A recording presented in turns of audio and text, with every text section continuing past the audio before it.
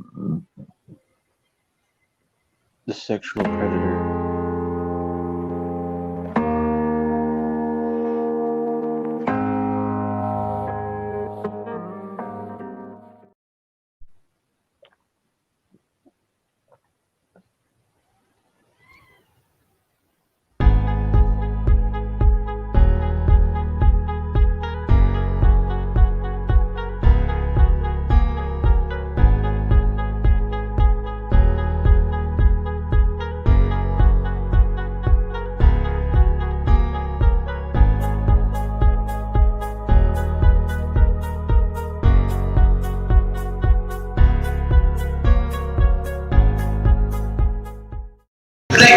Do diamonds on me, go flash this ain't Snapchat, cause I didn't got my baby mama that do intake.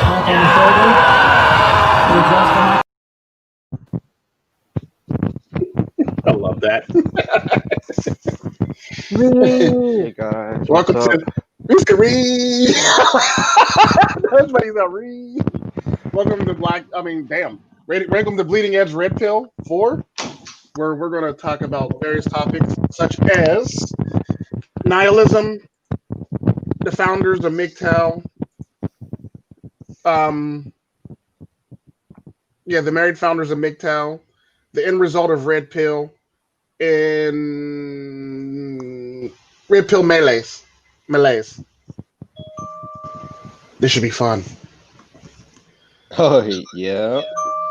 Hey guys. You want to start it off, Hey, or do you want to start it off with Amanley? Red pill malaise or the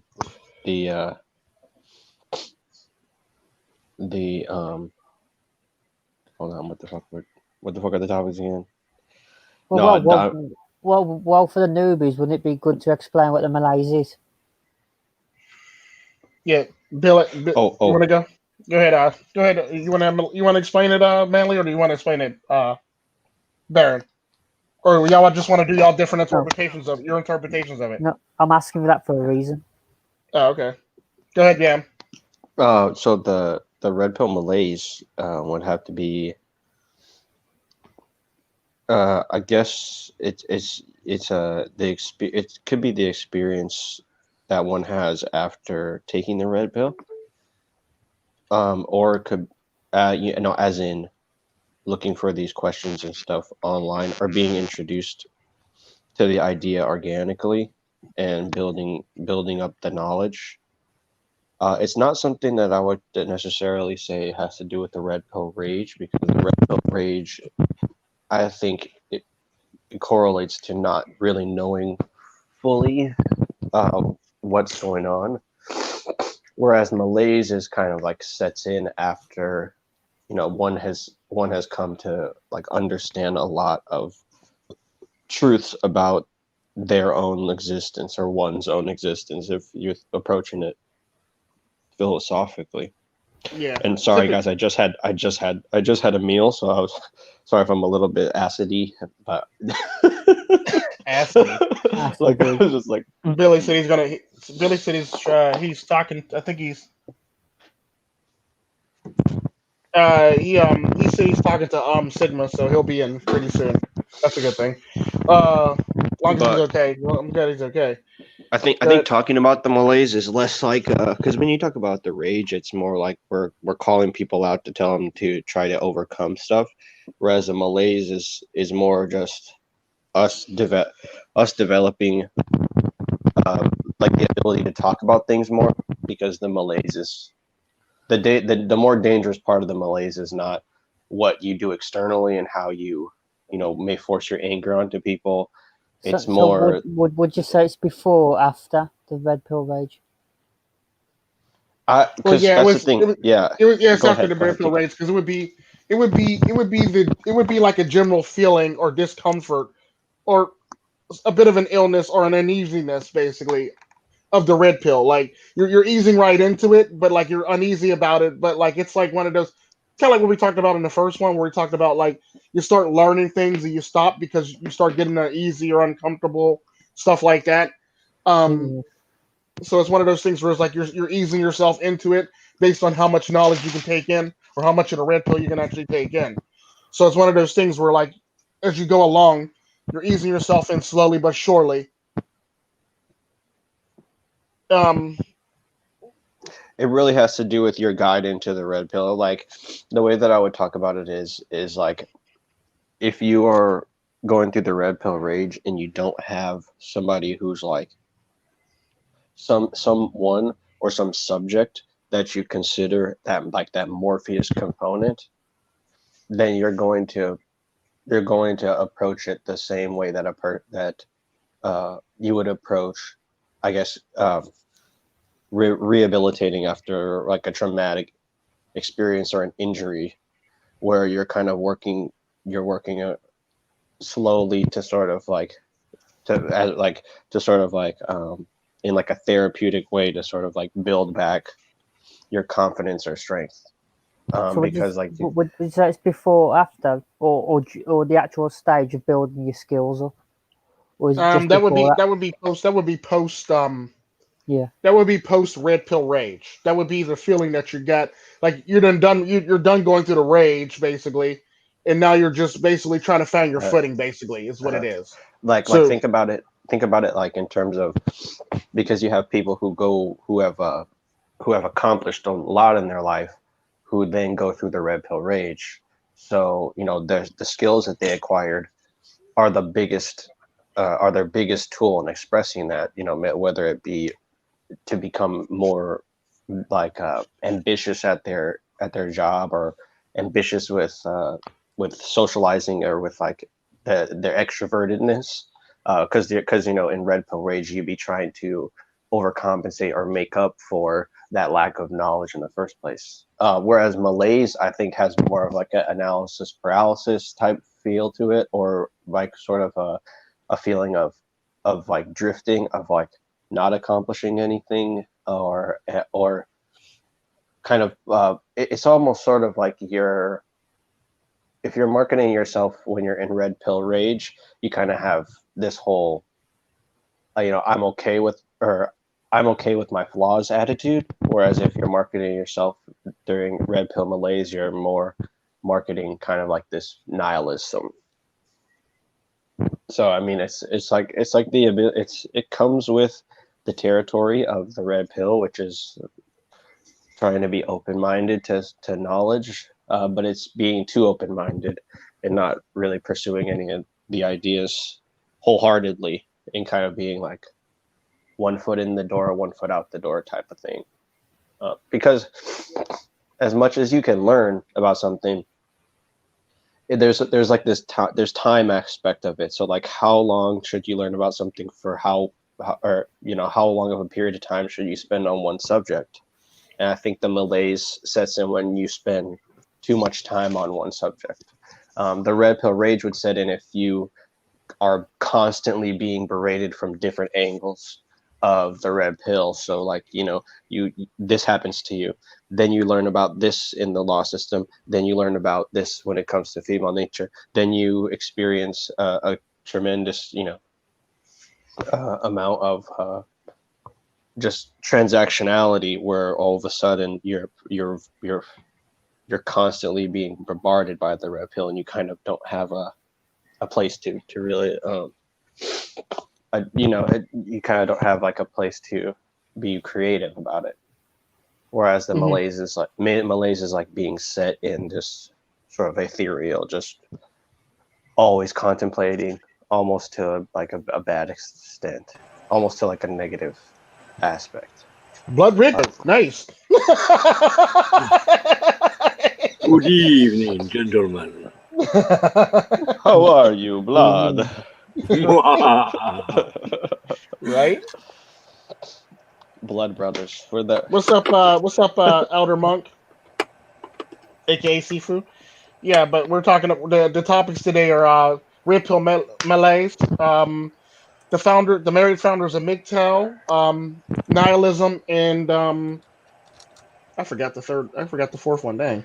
well, it's the end result and the mgtow, The end result. the married mgtow founders. The end result. The end result of red pill, basically. And nihilism. Yeah. And nihilism. Yeah. So we're gonna get pretty dark today. I'm glad you brought your bloody goat with you. There will be No, some we just got to make a sacrifices. There will be banana avatar Red for banana. There will be blood. Might as well break out my shaman for this one. Hold up. And so like I think the rage is basically try is holding on to the the like I guess that's the sort of blue pilled notions of accomplishment and success and achievement, and you're still justifying a lot of your interactions with women and a lot of your dealing with like who you would consider stupid people or blue pill people or people who you don't necessarily jive with, and that's creating the rage inside of you. I was just about to start saying names as you were mentioning that. Oh Well, my god! Wow! I was about to, I was about to be Oh, very like this petty. guy, this guy, I was this about, guy. I was about to start being very petty. I was like, well, shut up, Tico. Shut up, Tico. Shut up, Tico. I don't think we often see the red pill rage, and what we really see is the blue pill rage. True. So what we Yeah. call red pill rage is actually the blue pill raging. True. And it's kind of like what you're saying there, Baron, how it's that wanting to hold on to the dream, the fantasy, the See, I false always promises and all that. always thought of it as purple pill. Um, Because in all maybe, but technicality, you're in denial, but you're kind of learning, but you're in denial. But it's like you're kind of sort of raging, and you But want to hold on to everything. and Like you don't it's really want to be red pill, but you don't really want to be blue pill, so you want to be in the middle. It's almost like you're straddling the fence, waiting to see what side is kind of. where all the chips fall on the best. What side got the best chips on it, basically. You see, because the blue pill is the idolized version, it's the dream, it's the fantasy, it's the perfection, it's nothing is wrong. Mhm. So when that is collapsing, it's unable to express itself with rage because then it kind of contradicts the blue pill narrative. So it, happy go lucky. I think it kind of uses the red pill as the vessel to express the rage it has. So really, when a red pill is raging, it's the blue pill that is raging. But they haven't got the tools to express that properly. So they have to use the red pill persona or as a vessel to That's what. to vent that out. That's why I believe it's actually the purple pill that's actually doing all the raging. Yeah, well, it's really, but you Because guys, at the you end of guys the are day, both because right. like you kind of figure, because you kind of figure, if it's not the blue pill and it needs the red pill to actually do the venting, you technically would be in between the two at the time. If you really would think about it from a psychological standpoint, like it. you're literally in between the two. So you would be Yeah. purple pill at that point. And the sad part about that, if you ever notice, people that do most of the raging are always people that's always making deals, or people that don't want to really go full red pill and they want to be purple pill. And if you ever notice, they're the ones that's always complaining about women or getting into a relationship or not getting out of a relationship and shit like that for all intents and purposes. To the point where like they'll make videos and then like when somebody give them advice and they be trying to have a whole entire panel go in on somebody. I mean, I'm not saying no This names. is the I'm yeah. not saying no names.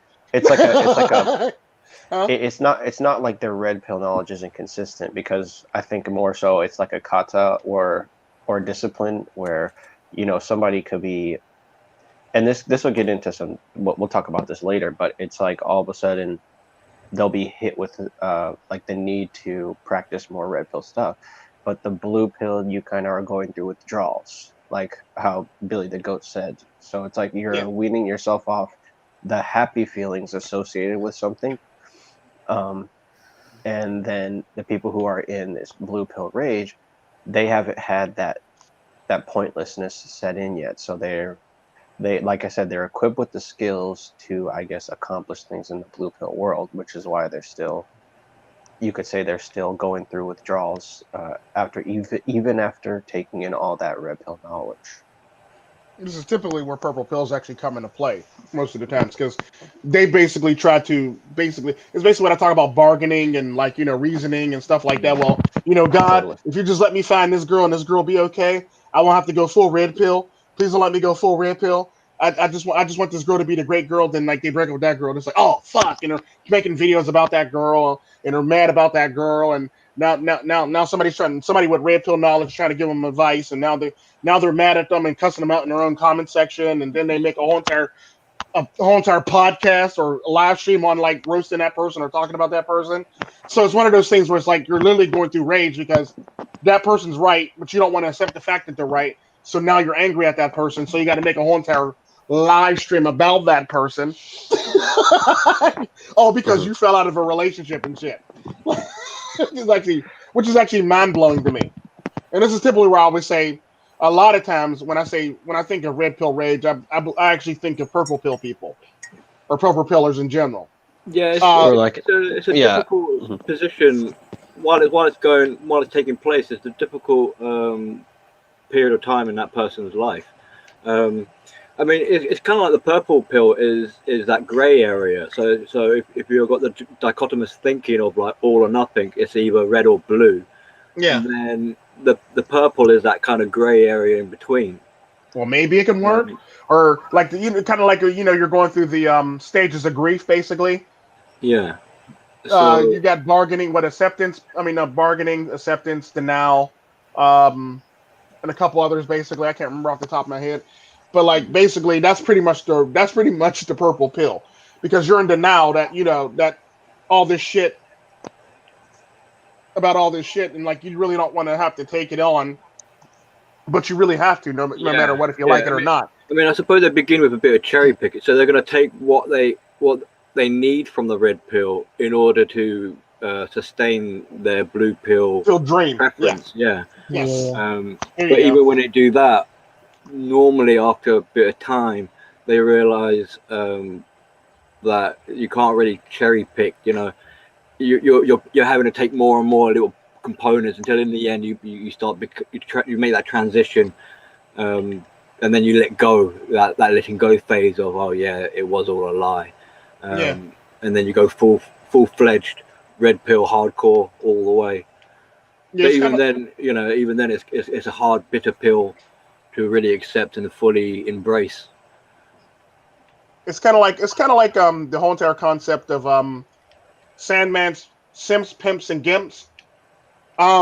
Simps being obviously simps, gimps being the one in the middle, and pimps being the one on the end where they just like, if a woman says something to them or try to shit test them, it's like, yeah, whatever, bitch, I'll leave. You can leave or I can leave. It makes no difference to me. Like, you're not important.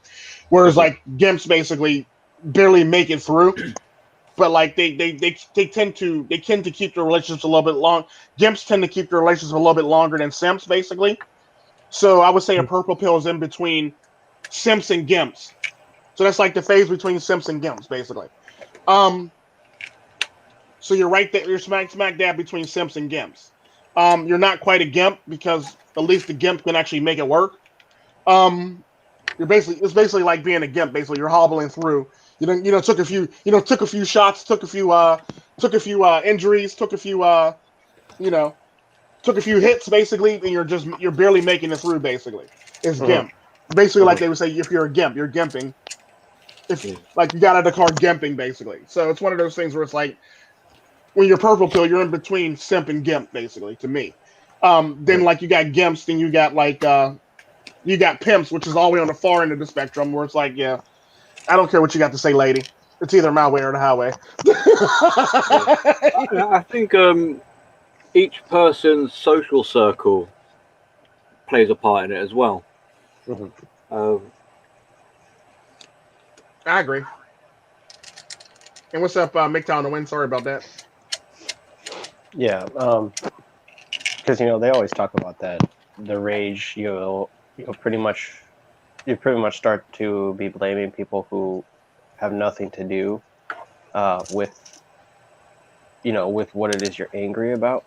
Yeah. And it kind of gets into like the whole mgtow thing, how you have a lot of mgtows who back away from their position because they get the occasional well, why do you hate women? And then they say, well, no, I love women. This whole diatribe that I think it creates, like, I don't know, it's good content, I guess, for the average rager, I guess, to just sort of but then when you have this sort of idea of malaise, that kind of stuff is more frustrating for me, as like a person who's trying to move away from simping, and who's been kind of who I guess in my own way I've been hurt, but if you want to quote Tom Likas, it's like if a guy's got a penis, he's been hurt. Hell, if a woman, if you ask a woman, she's been hurt by another woman too. So, or she's had her lifetime torn apart. But then, like the malaise for me is really about it's about yeah, your social circle, and realizing that no amount of red pill is going to make it so that you can fake uh, fake your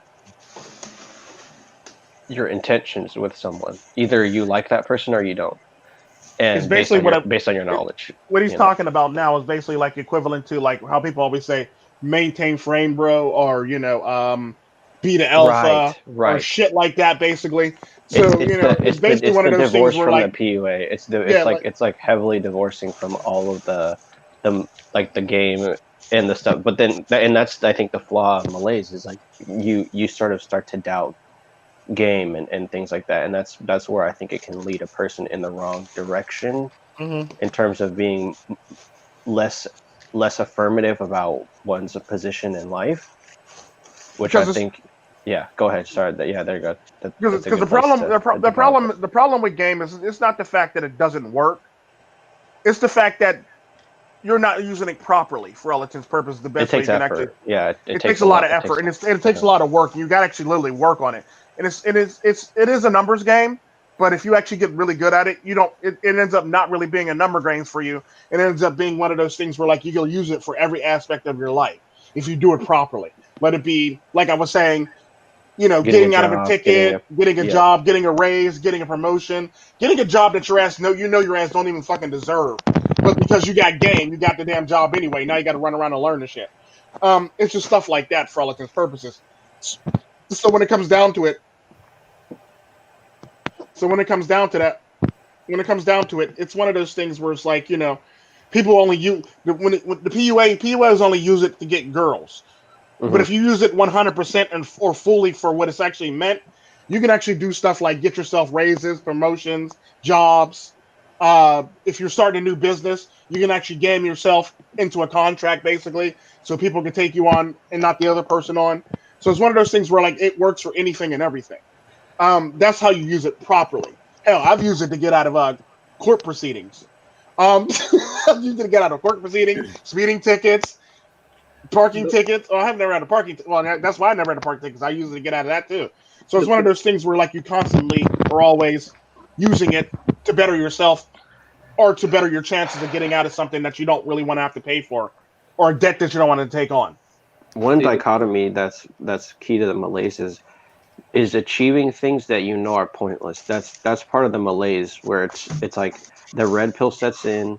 You are your knowledge is benefiting you, and then you're trying to look at how blue pill people benefit from the system, and trying to and you're always contrasting yourself with that. So it's like almost like an imposter. There's like an imposter syndrome, kind of yeah, like a semi permeable, because like there's your cave, right? There's the cave where you can actually discipline and research and kind of soak yourself in red pill knowledge, and then there's the real world. I hate to say that, but that's pretty much how it materializes, is when you're in the real world. You'll know people will say, oh, uh, uh, you're not looking fresh, or maybe you're looking fresh, but it's like, is everything okay? Or this thing, you're not participating as much And you in just the tell them, societal do you norms. really So care? Do you really care, right? it's and like Right? and a then spirit animal, like the penguin in your cave. yeah, exactly. So then there's that comfortability that you are trying to avoid, because it's not good for you, and there's that achievement, or there's that the sort of the position or the learning curve of your whatever it is, however you sustain yourself. that you're trying to divorce from, like I said, like the PUA, the success porn of this day and age, this whole like, what am I going to get for all this hard work? It's more just like learning how to work for no justifiable reason, because it's core to who you are. Like, you were working before you took the red pill. Most of us, like Igor or something, unless you're Igor or something. But it's like, like when it's like, so it's kind of like, yeah, like I said, it's like divorcing a lot of the concepts. It takes a lot of time and in a lot of not so high moments, I would say, because it otherwise everything will start to blend together, and you'll probably fall back into the blue pill most likely. So with the malaise, I mean, it's the amount of knowledge that you're bringing in, and it becomes suppressing. On the one hand, you think it's kind of liberating, but on the other hand, the weight of what you're finding out and learning brings on a whole new kind of level of somewhat depression. It's the weight of it. A discomfort, Definitely yeah. the weight. Mm-hmm. And it's that, what do you do with that information? It's one thing to know, but how are you going to implement it into your life? And that kind of leads into like a game strategy. And although it can be beneficial and can get you, along a social ladder or a financial ladder of some sort, the problem with game is that as you use the game, it takes you further away from self, because it's kind of like your there's a little bit of a possible in authenticity in using that game, because you're playing as someone that is not true to who you really are. It's that part in the Joker movie, which I think his character relates to a lot of people, not red or blue pill, but when he's done entertaining and he's taking off the mask is when you can tell that his feelings are at a peak. Because when he's not in character, when he's fully ensconced in the home of his, or in like the role of that he plays for his mother, which is the authentic, the child self, the son, the loyal, authentic, as authentic as you can be as a son as a mother, or when he's full on clown mode. It's that space in between where he's considering, he's considering which role he'd rather stay in, and like that feeling of inadequacy or constantly being under threat of exposure. When that's kind of the one time where you're not exposed is when you're transitioning. So like in a lot of ways, it's kind of like, it's like almost sort of like therapeutic, like this feeling that it's kind of like we make ourselves feel kind of like a malaise or like a sadness, to sort of cope with this need to constantly be switching up our attitude. Yeah, I'd like to roll back on what Billy said about the sort of you're not being authentic. Well, no, it's not the fact that you're not supposed to use game all the damn time. That's just the problem. You're Yeah, trying to use it all the time, whereas you're only using it temporarily to get you where you need to be.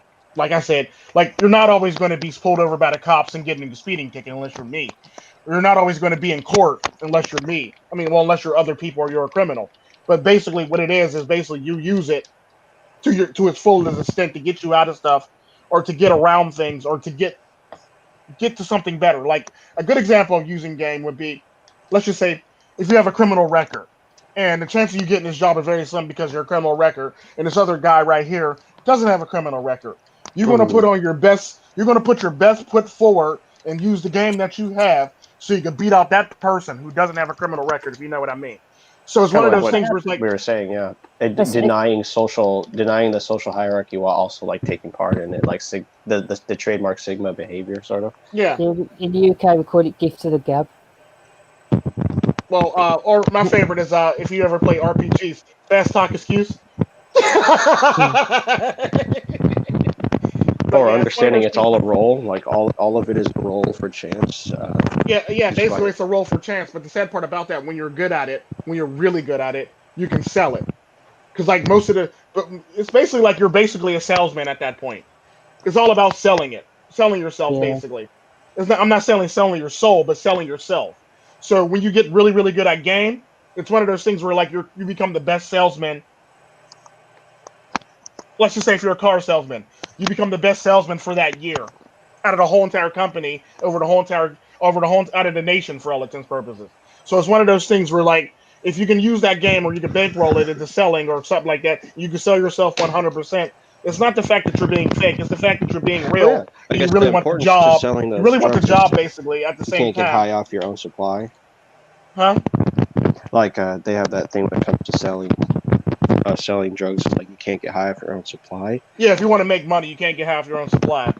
It's simply the joke I always make about like I don't do any drugs because I would like to be able to fall back into it if just in case my life goes to shit and I need to sell them. Anything and everything. So I don't do drugs for that reason. So it's one of those things where it's like you basically have to. It's all about being able to sell yourself. It's not being fake. It's about selling yourself and really wanting it really, really badly. And it's basically just that that drive to want something really, really badly and the drive to want to outcompete the next person basically by overselling yourself basically or selling yourself very, very well so you can beat out that person who has a better chance of beating you in society. So let me elaborate then. So Huh? when it comes to like say game, when it comes to putting women, Yeah. when you're putting women, I think what Billy was trying to say is when they're talking to them, they're pulling them on the game that the status quo, the brainwashed thinking of the Yeah. average woman. And so Well, yeah, but the sad part about that is they're like not, I'm talking about using it like fully, like in your life, basically, not just for women, like for to better yourself in life or I to. like what Amanley's saying though, simply for the fact that the phenomena I've observed is just the fact that the longer a conversation permits in the blue pill world, the more inauthentic you have to be. So it's kind of Yeah. like there's a saying or there's like this idea that the more you relate what you say to what you do, the more apprehension people will have towards your ideas. So Mhm, it goes to it like it stands to reason that say you're talking to a girl, for example, mhm. and you're implementing games subconsciously or whatnot, but you're not trying. It's not like you're trying hard, right?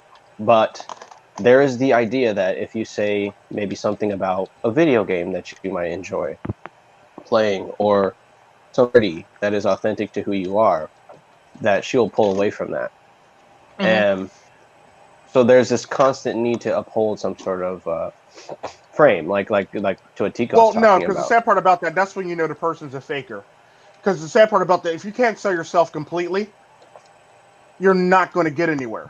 Because typically, I don't never have to change up anything when I talk to somebody, and they're pretty much well accepting of it. Because I don't just use game for picking up girls. I use game for pretty much letting you know who I am. So it's one of those things where it's like I'm literally selling myself.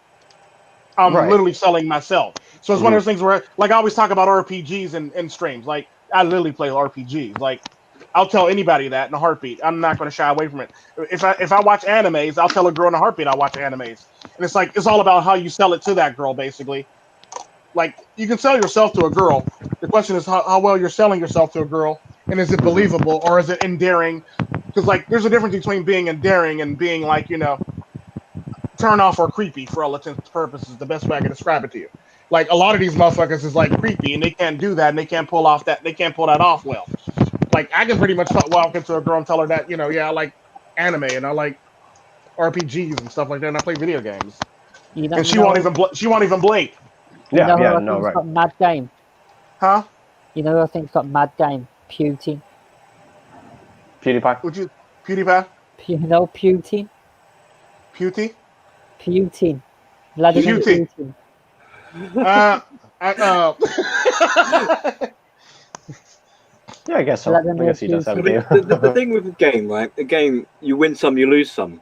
So Yeah, I mean, right. if you've got your game so worked out, it's no longer a game at that point. You know, Yeah. it's just you're just doing your shit kind of thing. Yeah, that's Um, basically me. I'm just doing my shit. I'm and not really I, spitting and game anymore. It's basically a I part of think me. if you're gonna have good game and you're gonna have a successful game, the better you know yourself, the better your game, your strategy and your tactics will work out. Because then, if you know yourself, you know your limitations, you know your Well, yeah, flaws, you know Tico said something. He's like, if you work long enough in the game, you get to a point where you like never look over your shoulder, and you can relax, and then that's the time where you are appreciating I was how actually far talking you about being come. a It's like, criminal. Actually talking about well, being yeah, a criminal when I said yeah, that. no, well, I mean, I think There's it's a a good certain point. analogy. Well, in like what I was basically saying is like when you become a criminal, there's a certain portion in the criminal game where you get to a certain point where you no longer have to look over your shoulders. Everybody respects you. Everybody has admiration for you. Nobody wants to off you. Nobody feels threatened by you. So you're basically there in that perfect position. The sad part about that is, as long as you uphold that thing about you, people will respect you. Nobody will ever fear you. Nobody will ever want to actually off you or take up what you got basically, because it's one of those things where it's like you have respect for everybody else and everybody has respect for you. So when you become a criminal, you basically want to be in that spot right there. You never want to be in a spot where everybody fears you, because too much fear gives people too many just to make people too nervous, or gives too many people itchy trigger fingers basically, and you might end up accidentally dead for all intents and purposes because of fear. And you don't want to be scared, because people will just run you over and pick on you for all intents and purposes. I So like it's one red of pill those things where rage. like you want to be in Red that pill perfect rage is area.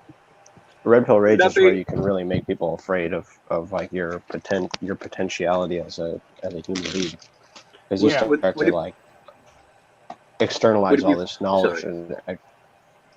And I remember Yeah, there's so Guys, many cases of that happening. well, it depends if you're kind of what's it called? If you're internal or external.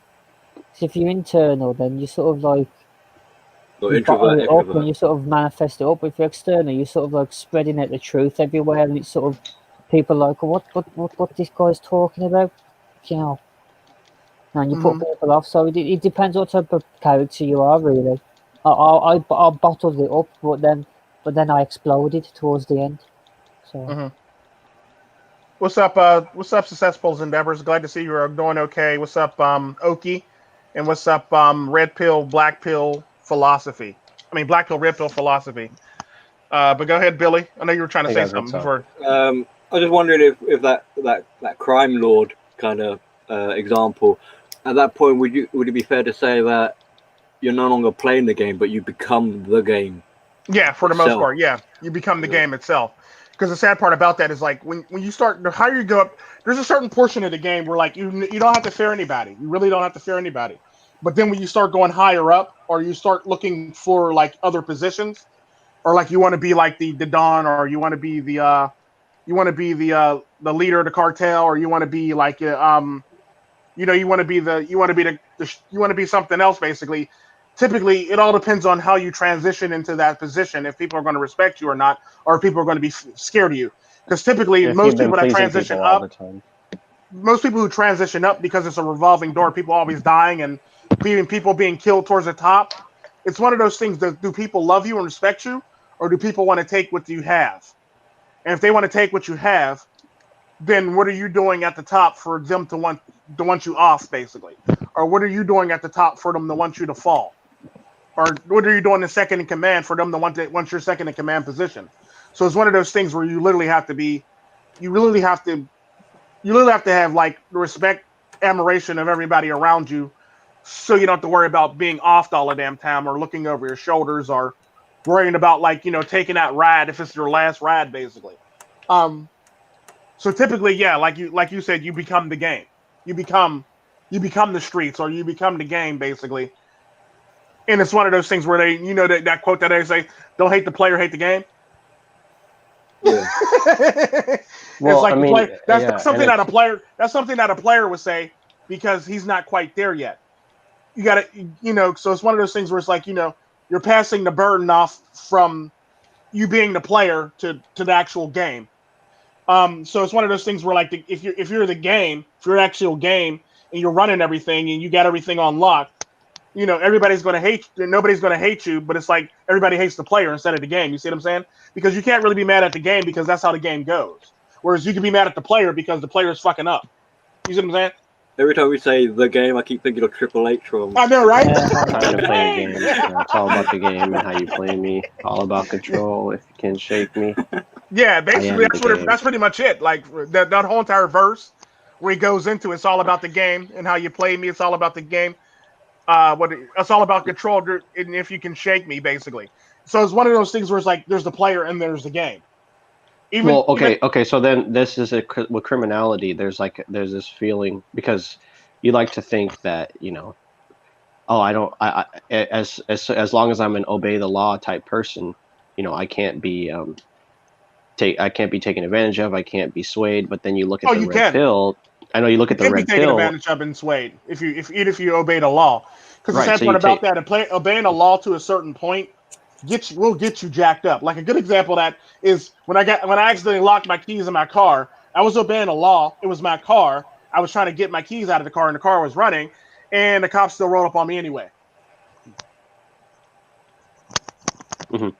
So it's one of those things where, like, even if you obey the law, you still can get screwed by the game. So it's one of those things where, like, you want to be to a certain position where you ain't got to worry about that for all intents and purposes, or you want to be at a certain position where you don't got to look over your shoulders or worry about somebody behind you coming up on you real quick, basically.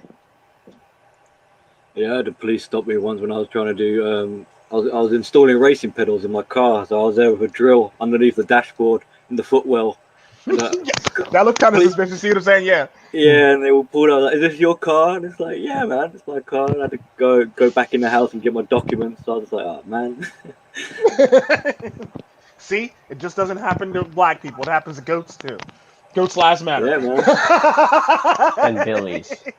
Well, I mean, like that part about. I think that's part of the malaise too. Is like realizing like your assumed guilt in the eyes of other people, whether you're introverted or extroverted.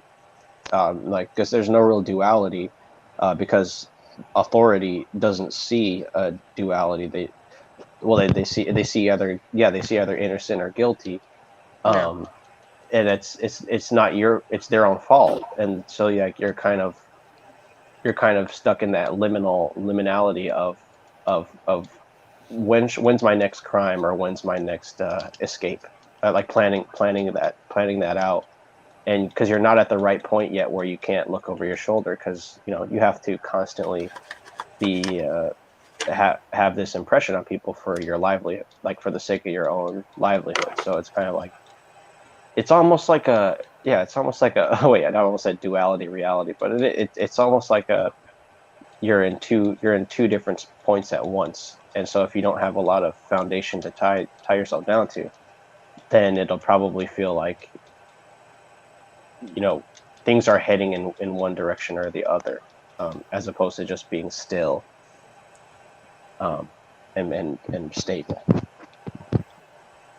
Yeah. And like yeah, it's like it's probably one. It's probably like a period of time where you're feeling less stable, that you don't have any hope, blue pill hope to cling to. So it's like it is one of the more trying times. I think less so than when you're in the rage state, because you're more a danger to yourself and others.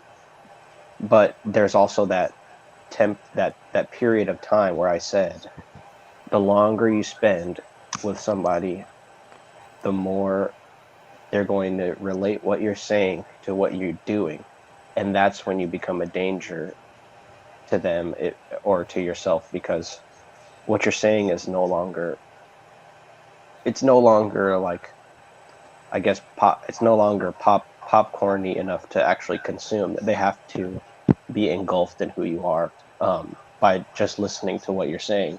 They don't even have to do with what you do anymore.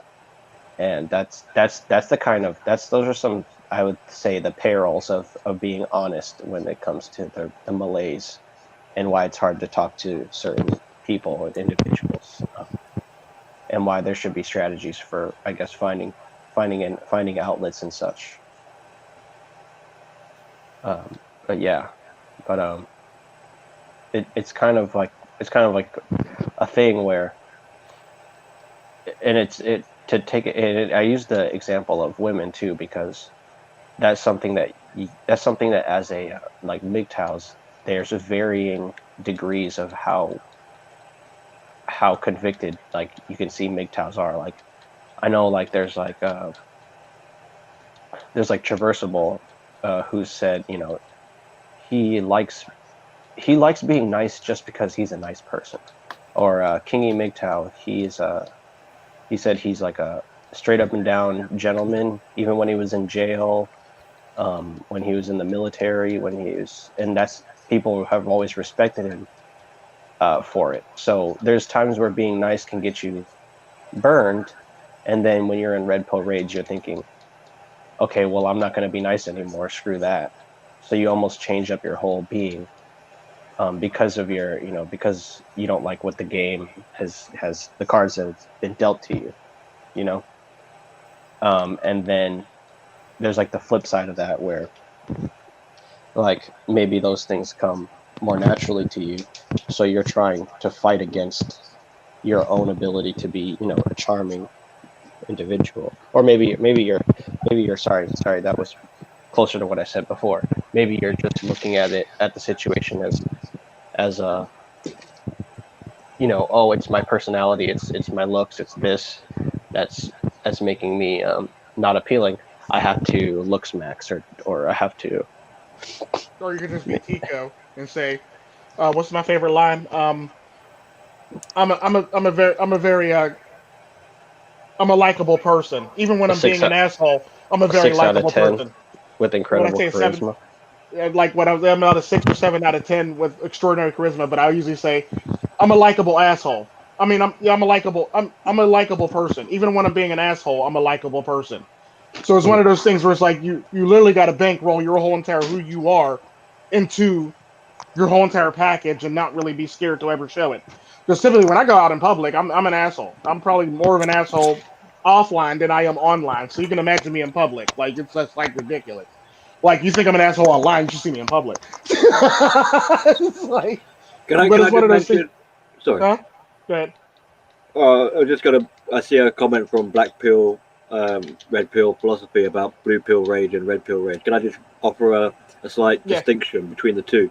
go ahead. Blue Pill rage is probably more characterized as being out of emotional, because Blue Pill people are very emotional.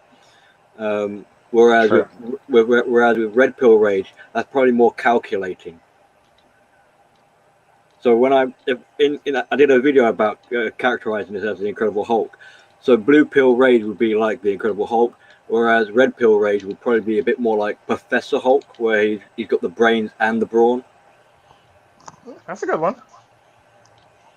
Check it out. Go to my channel and check it out. Subscribe, hit the like button. Get him. Get Chill, him. Gaga. Okay. Chill, Gaga. No, he's fine. He's fine. Hey, No, I wasn't. I if he was got just the being. video, he got the That video. was He got my the video, so you can go check it out. Definitely. that was my self Sure. shameless plug virgin. First time ever I've actually plugged myself. Really. You should plug yourself more often. No, there's not much there.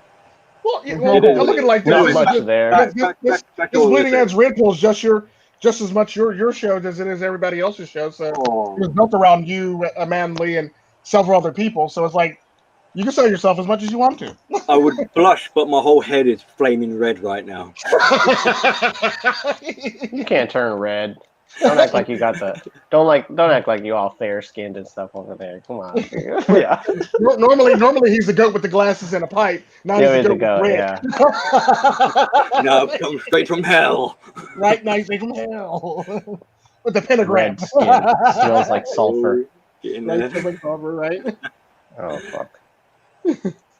So then the married MGTOW founders, that it's a perfect segue into that topic, because now I guess that the new generation is being raised on the core principles and not necessarily on the history, which once you get a full grasp of the history, you notice like the nuance, you notice some of the emotional irrational, I guess, associations that we have with sovereignty and things like that. And then you start to get more into the red pill, and you stop staying at that kind of like malaise point that people often label most people who are mgtow, or like, because I don't think people who look at, they don't really, I guess they look at mgtow and the more the ragers, they like associate us with the ragers, but I think in reality a lot of the people who like mgtow and the wind talk about, where they say like a lot of people have no choice but to go mgtow, those people I would say are more in the malaise category, because they're like, well, this beats trying. Yeah. And so then if you look at the way that the founders thought about the whole idea, and the fact they were MRAs, it shows you a lot about how where they got with the idea, and the skills that they developed in order to, I guess, learn more of the red pill. So they developed skills in like interpersonal relation and developing interpersonal relationships, even though maybe their partner didn't have the right way, or they didn't have it perfect. That's the skill, or that's the road they went down, as opposed to us, where we take like an intellectual route to access the red pill. They took one that had more to do with putting themselves out there and experiencing that emotion firsthand. Thoughts on that? Like thoughts on the founders? Yeah. It's one of those things where it's like you realize very quickly that when you actually look at the actual how it was formed and how it was found, it's one of those things where it's like it came out from the MRA, because like there's a running there's like this running meme that I've actually that I always talk about when it comes down to it, that comes out of the that comes from the actual beginnings, the humble beginnings of what mgtow used to be versus what it is now. Where I talk about like there's this meme in this one group that I'm in, this mgtow MRA mgtow group, where it goes it has like it has an older guy sitting on a bench. He's portraying the dad. He got MRA written across his chest, and it has his son sitting right next to him on a bench, and it has mgtow written across his chest on his shirt. So basically, the son goes to the dad. Seen that. Why did you create me, Dad? And so the MRA goes to the mgtow. He goes, because I needed a better version of me to carry on my legacy, or to carry on my legacy, or to actually do better, and like so we can actually get our point across better. So in all technicality, once you think about it, mgtow and MRA is basically like yin and yang at the end of the day, because in all technicality, mgtow was forged from MRAs that decided like, okay, this ain't working with the courts. This ain't all this shit ain't working. We got to do it this a different way. We got to go about this differently. Make a silent protest about it, not without really making a protest. Get some get notice basically. So you guys still got the group of MRAs that are still going in there trying to change the laws. And you got the former MRAs who turned into mgtow, who is like, fuck it, we're not even bothering with that. We're going over here. When all y'all realize that shit is gonna fall down around y'all heads and get fucked up, we'll be over here. You can come holler at us. So basically, you're all over there just chilling in the cut, playing with their toys and stuff like that. It's kind of like the kid, it's kind of like the kid at the basketball court where he brought the basketball to the court, but you keep fucking with him. Then he eventually gets mad and takes his ball home. So now you can't play no more. Screw you guys. I'm going See, now you can't play no more and shit like that. So it's like one of those things where it's like, oh, fucked up. The only chance you got to play. Damn. So that's what it basically comes down to. It's like it's basically yin and yang. It's basically dire opposites achieving the same goal for all intents and purposes. Whereas MGTOWs do it like by silent protesting and taking their dollars and money and themselves out of the whole entire game, basically to do it silently. Whereas the MRAs are still there in front of the courts and the judges and all that stuff, trying to make it work for all intents and purposes. Yeah, I mean, when it comes to the rage and stuff, it kind of, you notice that they don't have that foundation, because like a lot of them will say, we'll be in this mode where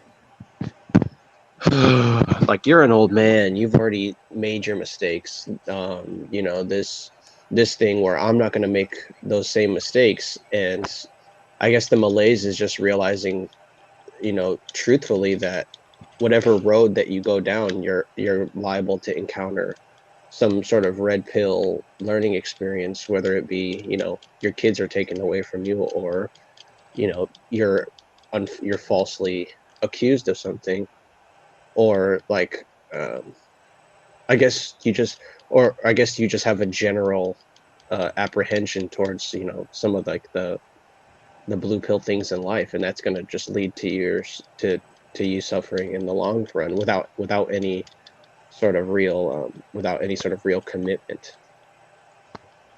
So like you have a lot of people who are in the mgtow category who are just thinking of it as this, like, fully in the yang realm, like, I'm just going to get the most out of this material lifestyle, and then they're kind of in like a spiritual deficit almost, or and then you have people who are like so discouraged, I guess, by the real world, that they kind of fall into this completely like eternal or internal world, where they just kind of are very closed off, and they don't really like to interact at all. And is my avatar messed up? Your avatar is not showing. Yeah, no. I told you not to be before the stream even started. Amanley was there. We talked about your avatar not being there. There you go. You just not realizing it's not there. That's funny. Damn, I was just a generic avatar spitting facts. But yeah. But yeah, I mean, it also goes in with like your overall well-being too, because if you're not feeling the best, you might have a warped outlook, or if you are doing everything correctly, you might ignore like the flaws or the things that are waiting around the corner for you. So like, yeah, it really is just, you're just always in a state of self-reflection, despite, maybe wanting to ignore, certain things about your biology, or certain things about who you are. It's like you have to confront all of it at some point. So if you rush into confronting yourself too much, you might fall into like a malaise where you're like, not only am I not able to accomplish the blue pill world, I probably couldn't, even if I was given all the cues, simply because my knowledge of the game. It's not saying like, oh, I know the rules of the game and I'm not playing it. It's that I can't win. Like, you can't. There's no winning. You can't win even by not playing.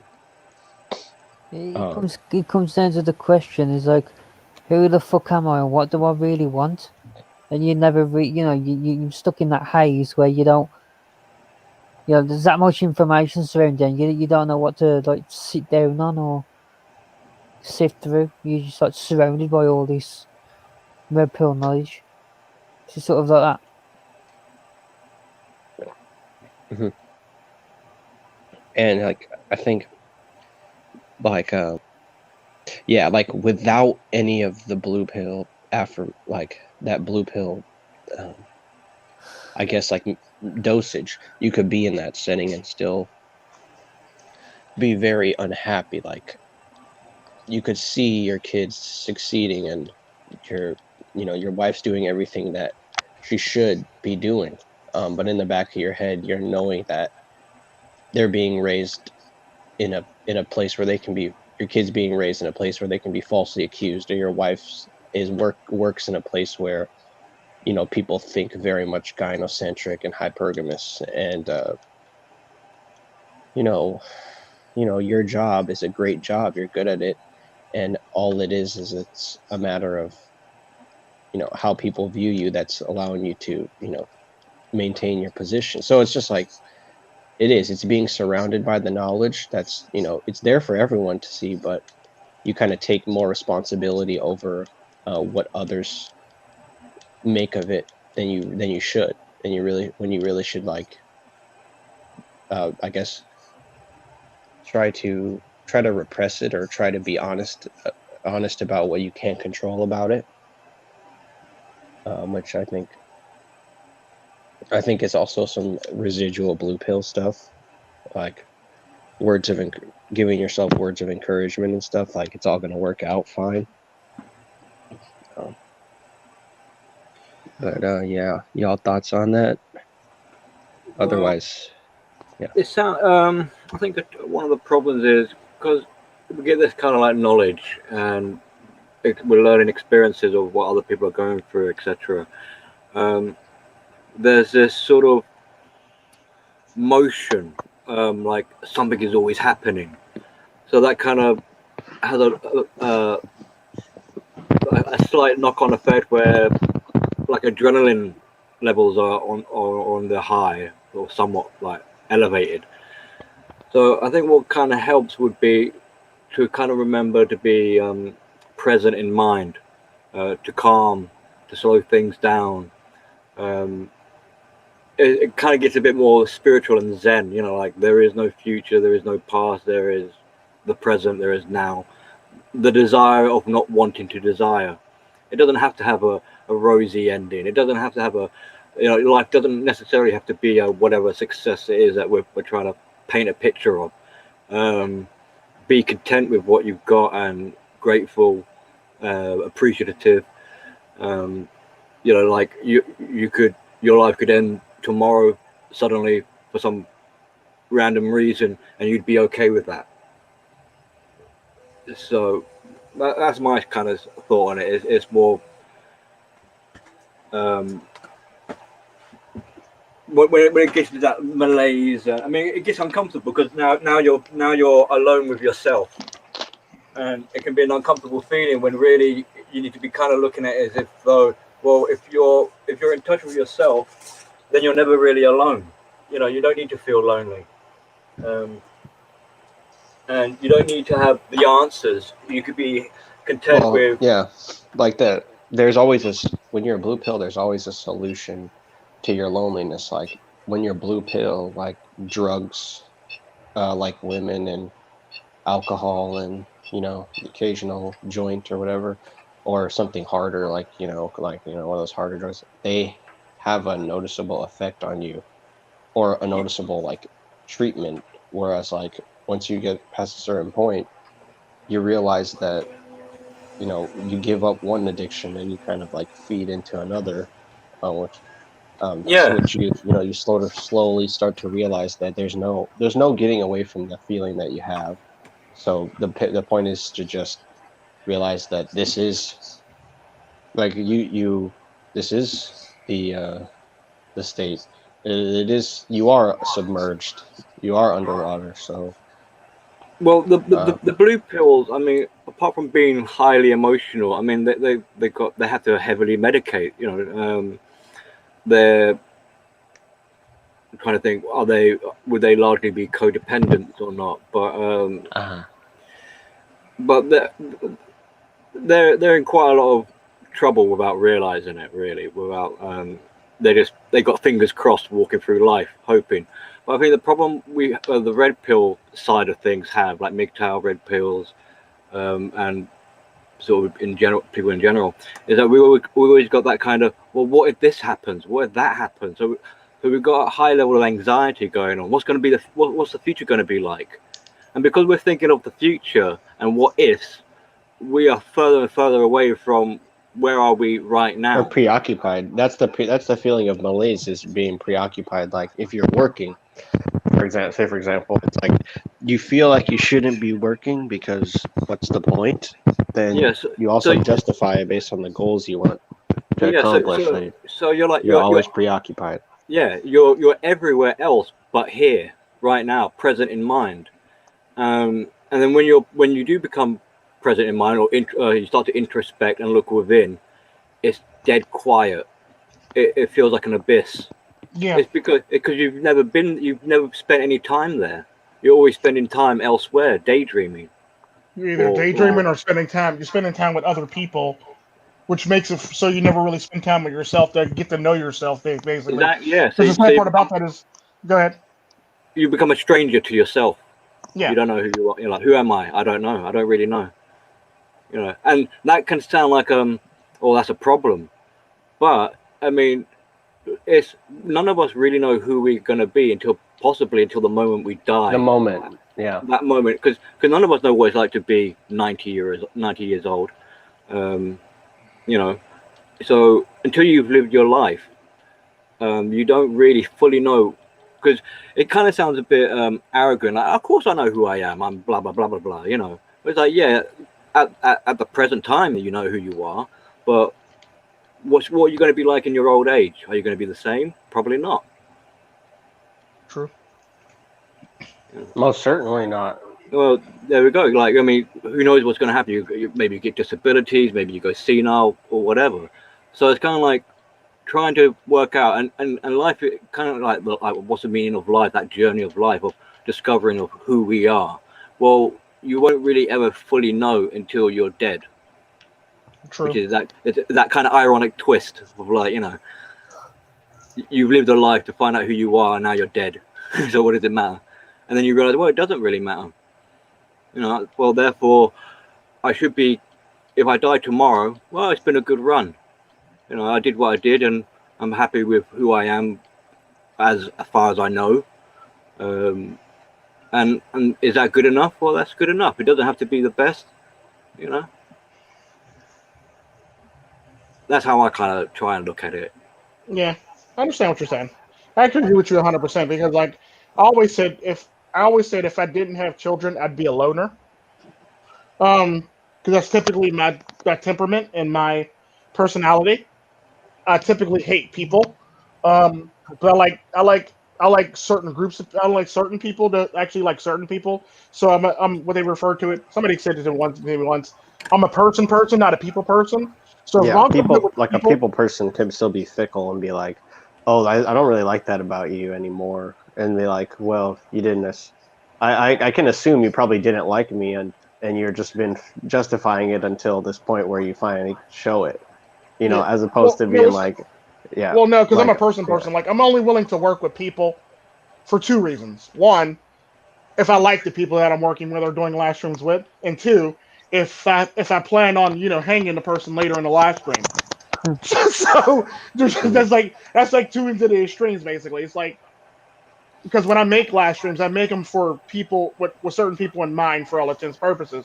So it's one of those things like Bleeding Edge Red Pill was made with Amanley, Billy, Black Pill Radio, Double I, Yam later on down the line whenever he got free, and Black Wolf and several other people basically. It was made with them in mind. So it's one of those things where it's like, okay, that's pretty much what's going on. And then you got like live streams, the original Friday Night Blaze that was literally made for me to literally blaze somebody on fire. So it's one of those things like, what is Tico thinking all the times? Because I'm always very strategic. Even when I'm doing something, it's like I might leave people out of it, but like it's one of those things where it's like it's like I kind of like those streams for the fact that it's unlike other streams where you get a bunch of people and they're just trying to jump somebody. Where it's like just me. It's like the minute I start going in on somebody, everybody in the stream gets quiet. Like popcorn, beer. Like, it's like so it's one of those things where like everybody in the stream around me gets very quiet and they just let me just go in on a person basically. So it's one of those things where like you can never say that, well, Tico's whole entire stream jumped me. No, well, Tico just jumped you. It seemed like his whole entire stream was getting you. yeah, I've noticed that too because, like, I almost feel like at certain points, like I'm just ineffective. Whereas you know, other places, I feel like I get right to the point with stuff, and it's like whenever I hear Tico going in on somebody, I'm just like, all right, well, This is happening. I'm like wondering like, how did it get to this point? You know, that's like kind of a fear, like whether we've made a mistake or are witnessing somebody making like their biggest mistake. You're just like, how does it get to this point? You know, it's like the thoughts that happen a lot of the time. And it's basically progression, basically, and it's one of those things where I notice things, but I'll let it go up until like I'm ready to like you pretty much spring the trap, basically, or just going on people. I just let shit build up, basically, to the point where it's like, okay, it's go time, Tico, it's go time. That's See, another kind of thinking of the past. It's like the opposite direction of always thinking of the future. Again, you're not here in the present. I mean, that's ruminating, and that becomes a problem. Yeah. Well, the sad Yeah. part about that, I'm here in the present, but I can actually think towards the future at the same time. Like, I've always been very strategic. Like, I could be here and in the present, and I could always be thinking of what the next thing is going to be or the next move is going to be while I'm still here in the present. Like, there's one of those things where it's like I'm actually have because the sad part about that is like while I'm in the moment, I know that shit can always happen. So therefore, I'm always doing spot checks for all intents and purposes. The best way to describe it to you. So while I'm here in the moment, I'm doing spot checks. So it's one of those things where it's like while I'm doing the spot check, I'm trying to figure out if I need to actually progress a certain way in the future. Basically, it'd be like a Batman contingency plan. Be the best way I can describe it to you. I have a contingency plan just in case shit doesn't really work out. So it's kind Or of like all that's happened. Oh, I'm gonna try and make it sound even more hippy dippy. Like all that will be has already kind of happened, and time basically like how time is just a yeah, conceptual notion. Well, if you You know. yeah, if you look at like preoccupied, like if you look at like preoccupied Germany or preoccupied or Europe even, but like the preoccupied like culture of like America and Germany around World War II, it's like you got blacks or you got the colors of like black, red, and brown and grays, and it's like if they look at their neighbors, they have like vibrant cultures, all these different cultural pastimes and traditional garbs and like all these different designs and stuff, and they almost are like like either future focused or like dwelling on the past, that it like makes you think um, like their conception of history and like their position and stuff is like where do they believe they're headed such that they're able to like make their neighbors, distant, so distant, such distant relatives, to sort of like supplant them, with this whole racial superiority type thing. It's like there's so much of this preoccupied tendencies that you can see. It's like, oh, I got to do this for my family. I got to do this for my countrymen, for this, for that. But it's not actually just being present, which is something that human beings just have a problem with in general. It's like Yeah. addressing this, yeah, this It, desire. it leaves a person feeling torn. You yeah, know. Um, so turn that around in a sense of like, well, how do we fix this or recover or heal? It's kind of like you have to become the embodiment of all of these different things, the past and the future, time itself. It's like becoming the game. yeah. Hmm. Right. That But was a like I funny. think, That was a funny Essentially, rant, Seeker. I'm sorry. That was a funny rant, Seeker. And welcome to the stream, Seeker and mgtow threads. That was a funny rant. The with the dumpster juice one. That was funny as shit. I still remember that one. it was It was straight hot dumpster dumpster juice. Dude, juice. it was It was straight dumpster hot juice. garbage juice. Please let me. I cannot make a statement until a later date. You don't need to make a statement. It was hot dumpster juice. It was garbage juice.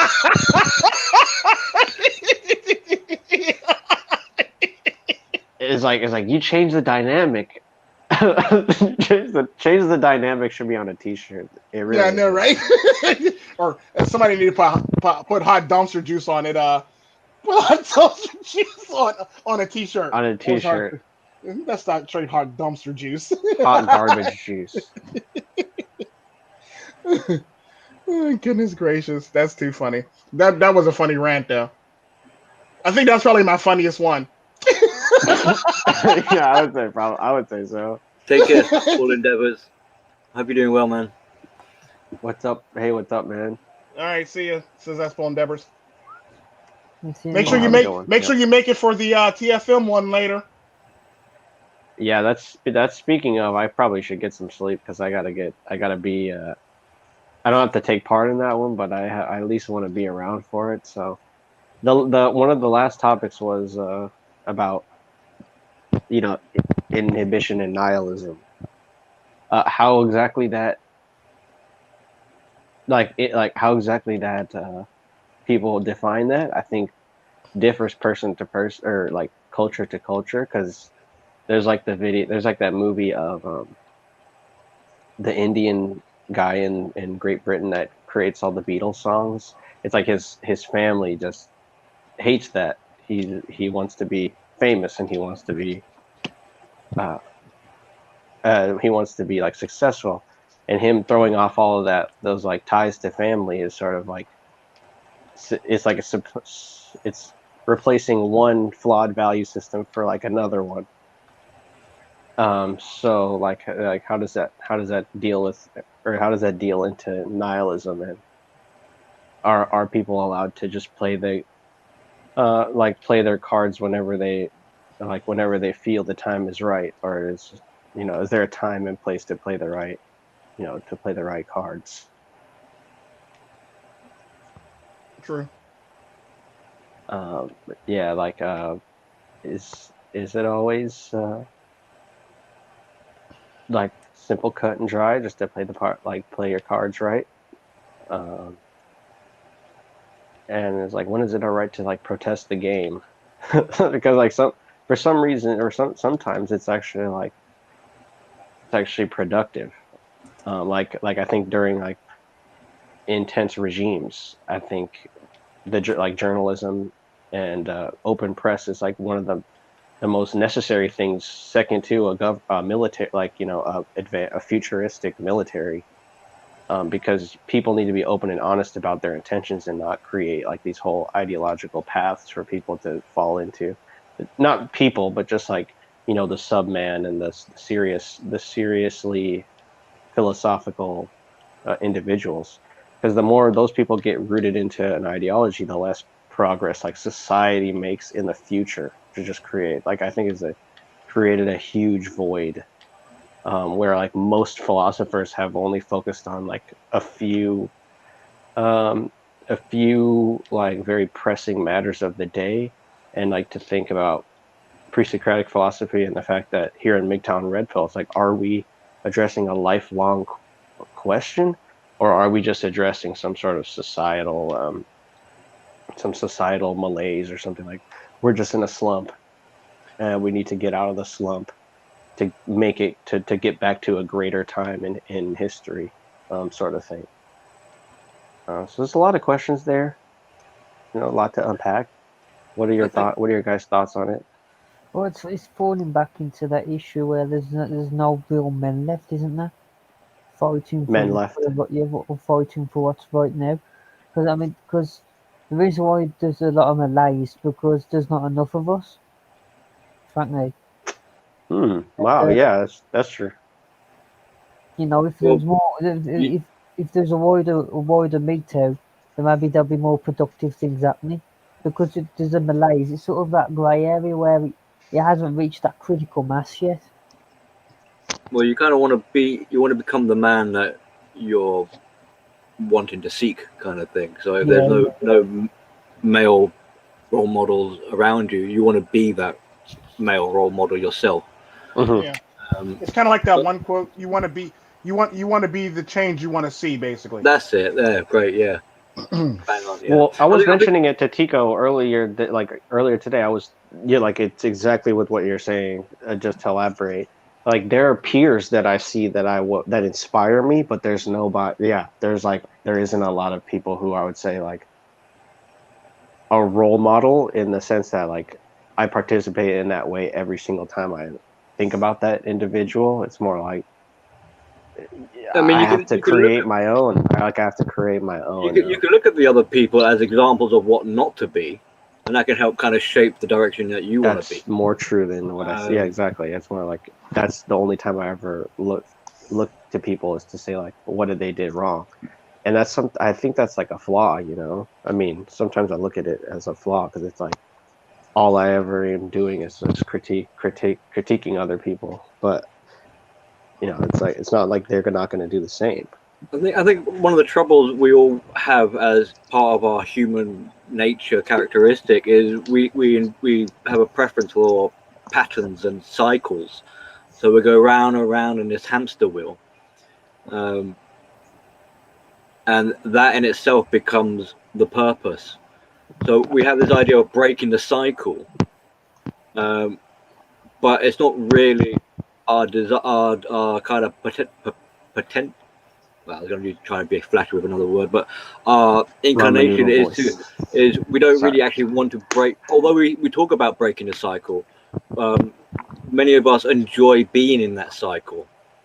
So we just go around, and every time we make one circuit or one loop, it feels like we feel refreshed, like we're going up the round of it. So while we're making that orbit, we're aware that it's draining and tiring and it doesn't feel great. But instead of breaking it and branching off and really going our own way, like a mgtow sort of thing is gesturing towards, we're going back to the beginning and then having that kind of ruminating thoughts again and again, trying to well, it's like, trying to notice something different. There's that song that goes like, "Every nigga is a star." I know all that now. I know, but it's like instead of being a planet, right, orbiting, it's like just break off and become your own sun. It's like there's not enough like material, or not enough material, but the material in the galaxy is more spread out than it was in the beginning, so it's not going to be as easy as it's always been to just be your own mental point of origin. Like sometimes you have to just maintain an orbit, because that's where you get your energy from. You can't just cut yourself off, because then you'll be an easier target for, to collide with somebody else, or to just basically fizzle out, or entropy. True. Yeah, or so we believe. I mean, oh damn, mystical woo. You kind of need to break that cycle and leave your comfort zone in order to find out whether or not the exterior outer space environment is actually hostile to you or not. So there's that kind of that risk, that you need an element of trust there as well. Bravery, be brave. Like you never know, you might find yourself on your cosmic journey into the stars while you shoot across the night sky. That sounds like something Carl Sagan would say. Yeah, that sounds like Neil deGrasse. Neil deGrasse Goat. Carl Sagan earlier today. Goat monks. You say goat monks from hell. Oh goodness gracious, that's too funny.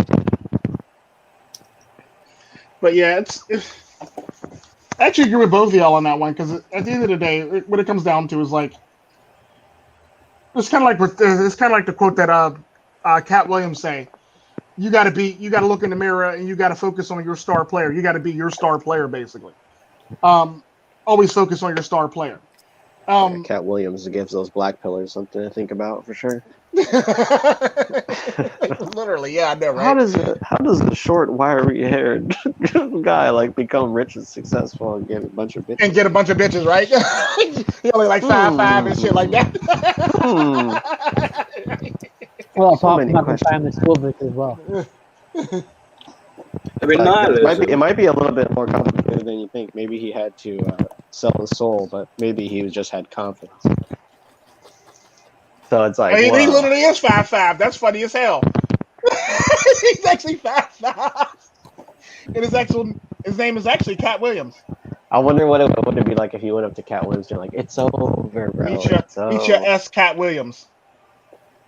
He's 5'5", literally. Imagine Cat Williams in like a German cafe. He's just like smoking a joint. And he's like in the pantaloons and stuff, just like pondering, like, what is the meaning of life?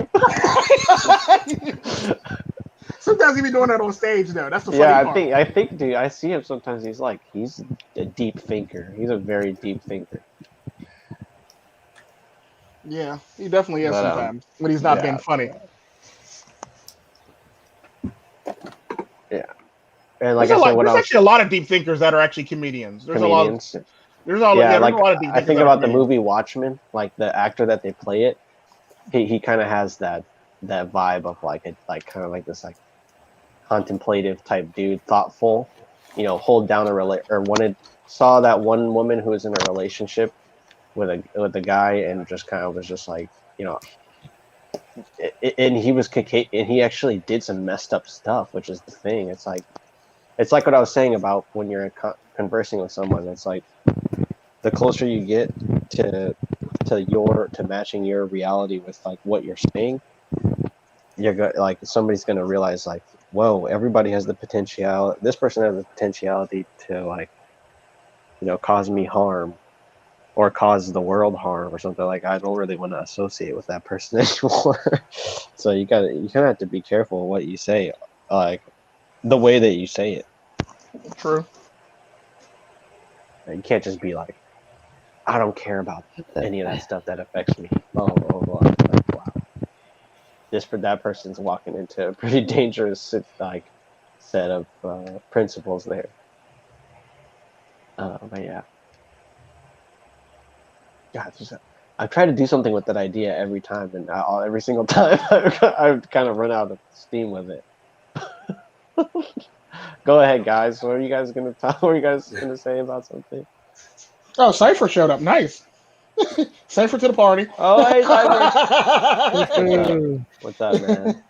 Yo. I think with I'll let Cypher say hi. How you doing? So I'm only here because I saw Tico was live, and I was like, okay, and I don't know what's going on because the title of the stream, I don't know what the topic is or anything, so I look in the description, and I see that I'm credited as being in the cast. Yeah, you're a panel man. And I haven't shown up yet, so I'm like, I don't want to make Tico look like a fool and have him write some shit down and expect because the cast is basically the people who are normally going to be on his show, and the actual panel is actually going to be the people who's actually here. No, so don't worry. We wrote you out. We wrote you out. I didn't write him out. We're like. Basically, you're part of the cast. Basically, is all it really says. Then you get to the panel. Like today's panel, basically, it'll say like who's in the panel, basically, depending on who's coming or not, basically. And I usually just update it as we go along. Yeah, I was just concerned for Tico. That's all. Well, yeah, you're a part of the main cast, basically. But like the panels. Like if you can make it or not, basically, I just update the panel. Basically, who's today's panel, who's on the panel today, basically, by doing this.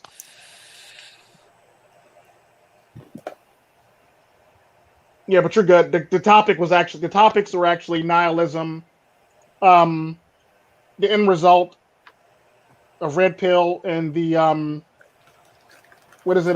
We were talking about malaise. Dang, yeah. I can't pronounce that.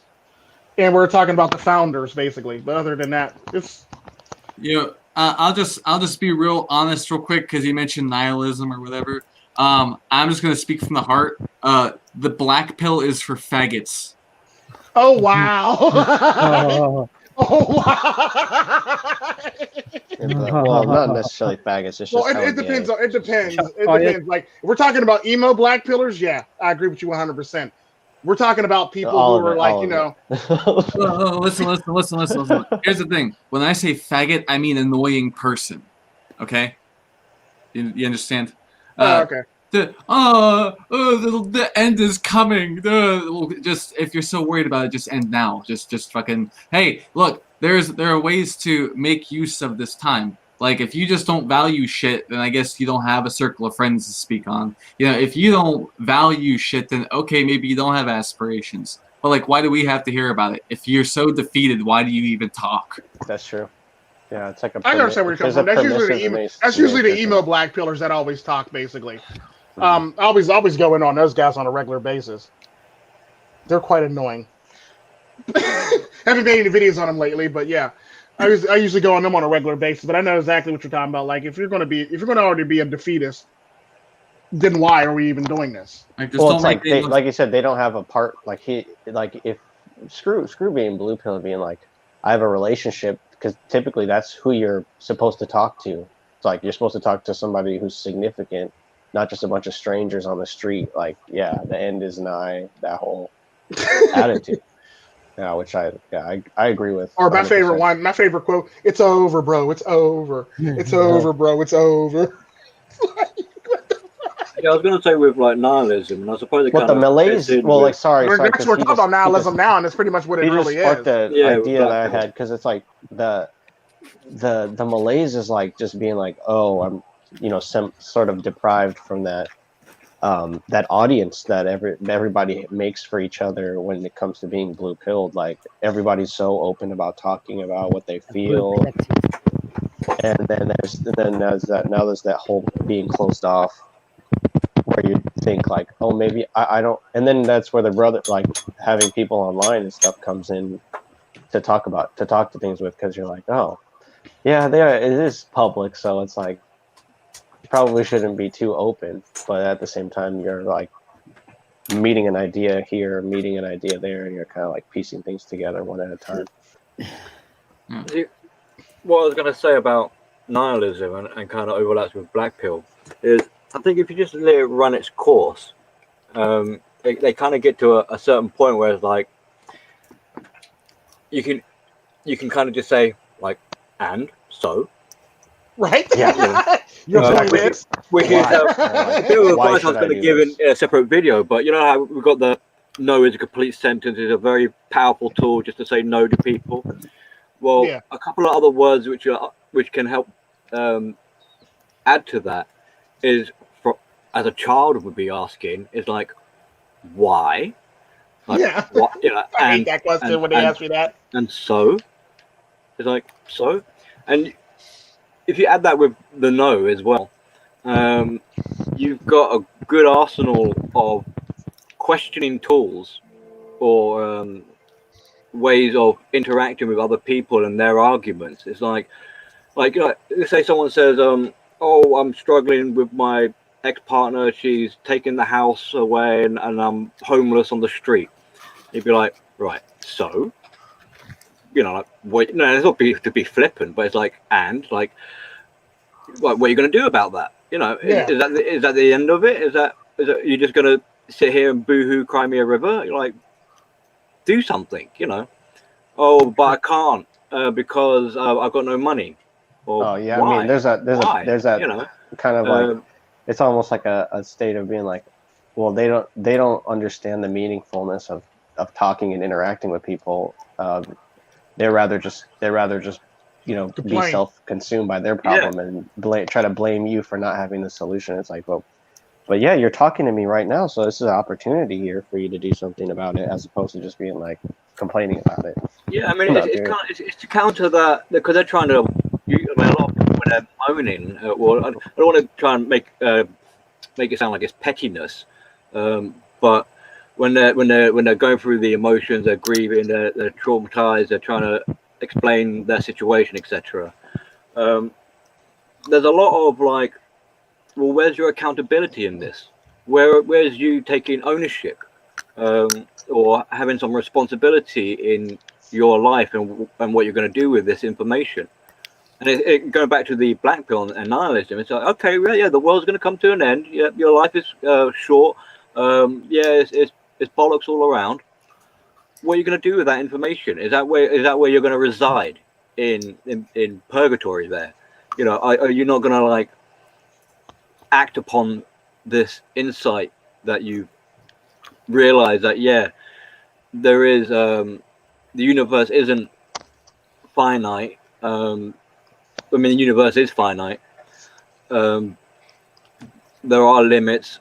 You're only going to be able to achieve so much. Well, why don't you, instead of moaning about it, get on and put that into some sort of useful thing, like an endeavor, for you to then get yourself out of the night. So this is why, like, I'm thinking with nihilism, just let them run their course, and at some point they'll run out of steam and be like, and so now what?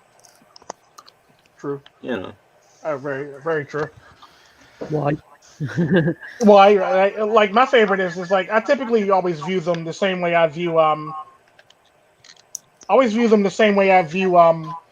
women, because women do that shit a lot too, where they'll complain about something and they expect you to fix it for them or come up with an idea for them, and so they can actually say, "Well, I never asked you if I could do this. You offered," like stuff like that. So it's typically one of those things where like I view people who always run on like that about stuff like that in the same views as I view women. So when it comes down to it, it's like, dude, are you going to complain like a woman, or are you going to try to figure out solutions? Like, because I'll get up and leave. Like, I don't feel like listening to this bullshit. Like, I'll go to the other end of the bar. I'll go play darts. I'll go do some other shit until your ass disappears. Like, Yeah, it's like, are you expecting me to hold your hand? I mean, yeah, what is it? literally, yeah, I know, What right? do you want from me? Like, Well, like yeah, like that's the guy's problem is we're like, well, how can I fix it? And they're like, well, I just want you to talk. I just want you to talk to me. And then they love bomb you for being there when you didn't do anything. All you did was just sat Show the there hell and up. like look stupid. Yeah. so it comes back to that kind of like no one can really help you at the end of the day, apart from yourself. You know, we can help show you the door, but you're the one that's going to have to actually get off your ass and walk through it. Facts. Yeah, right. Totally. The malaise, dude. The malaise is And just. also, It's like, sorry, but yeah, go I ahead. wouldn't want to if someone turned around to me and be like, "Oh, Billy, you helped me get through hard times or whatnot." I'll be like, "Look, that's nice of you, but I'm not going to take that credit away from yourself. You got yourself through that hardship. You know, you did it. I mean, I might have told you something that helped frame your course of action and whatnot, but that's your hard work. You did that. You helped yourself. So I'm not going to be taking the credit for that. That's another thing too, Yeah. right? Because I noticed like a lot of these people they'll shame you, and then once you do something to fix yourself, like then all of a sudden they're like, that's great, and it's kind of like they're back at square one too with how they view you. They haven't they're not like they try to show you like appreciation, but they're not waiting to see like how you progress, because you could go the opposite direction tomorrow. Exactly. Like, I mean, I don't want the responsibility of someone else's life in that kind of way. I mean, hopefully they get their life on track and it's all good and they have a happy ending. But what if it goes tits up and they off themselves? You know, Yeah, like, now you feel bad or guilty or somewhat yeah, responsible for them yeah. choosing to take that route. Basically, I understand what you're saying. So the idea behind all of kind of like sharing this information to help men get into a better position in life, um, it comes down Yeah, to that it's individual. pointless. It's for them really to do. Mhm. Um, so you know, we shouldn't really. I mean, you know, like I'm guilty of it myself. Like if we take like Hammerhand for example, with he saves so many lives. Well, you can kind of see how it's like he doesn't want to take that credit away from people who have managed to save their own life. Really, they did the work. But it's nice to show respect, you know, and appreciation for the work that other people are doing. It's just that fine line that people need to be slightly aware of, that when they're trying to do that self improvement is to basically you're taking accountability and responsibility for yourself. You can't attach that to other people, even though you appreciate them, and expect them to be responsible for you. They're not your caretaker. True. You know, you are your caretaker. You take care of yourself. Now, if you need help along the way, then fine, great. You know, all of us here will gladly help anyone that needs the help. But it's just basically stepping a little, just you know, it's just that little technicality of stepping over boundaries and having, and it also helps their own self-esteem to know that their life is in that it's your life, your hands. It's not in my hands, it's in your hands or anyone else's here's hands, you know. So hopefully that kind of way of looking at it helps build up someone who has low self-esteem to think better of themselves and to realize, you know, that they have self-worth, that they are worth fighting for, and the person to fight for that person is themselves. Yeah. Oh yeah. And like I'll just like Shinobi Wan's comment here. They should teach strengths build upon weakness. Except what they do, they do. Except what they do, they do. I guess yeah. Okay. They just try to make everyone learn the same thing.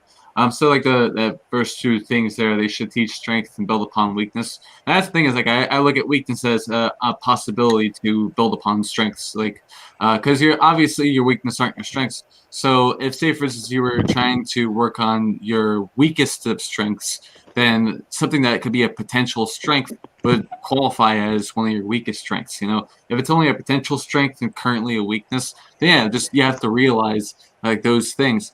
You can realize strength and weakness by understanding what you excel at in the first place. You know, environments and moods that you would be fine with getting involved in. You know, you can really dig into those things and really look to see how they mesh and how compatible they are with things that you currently are interested in and are already good at. You know, it's like there's have you guys ever seen, I can't remember what the fucking movie's called, but Billy Bob Thornton's in it, and he said basically self-help books are useless if you can't help yourself in the first place. If you aren't capable of helping yourself, other people can't help you also. So you have to pull yourself out of it just about on your own. And again, one of those things that you could do to pull yourself out of like that bad spot where you're basically a shit student because you can't learn from other people.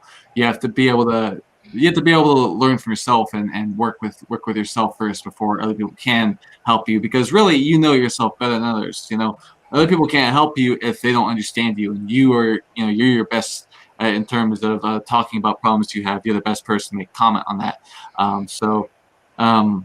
Yeah, I forget if I wanted to say something else, but yeah, there we are. Yeah, and Tico's gone. That's a nice thought too, and I think a lot of times when you're in a lecture hall, like people will take the information and will sort of build upon it, almost sort of an impromptu sense, as opposed to coming to a class with a level head and some form of perspective, and leaving all the emotionality at the door for all intents and purposes.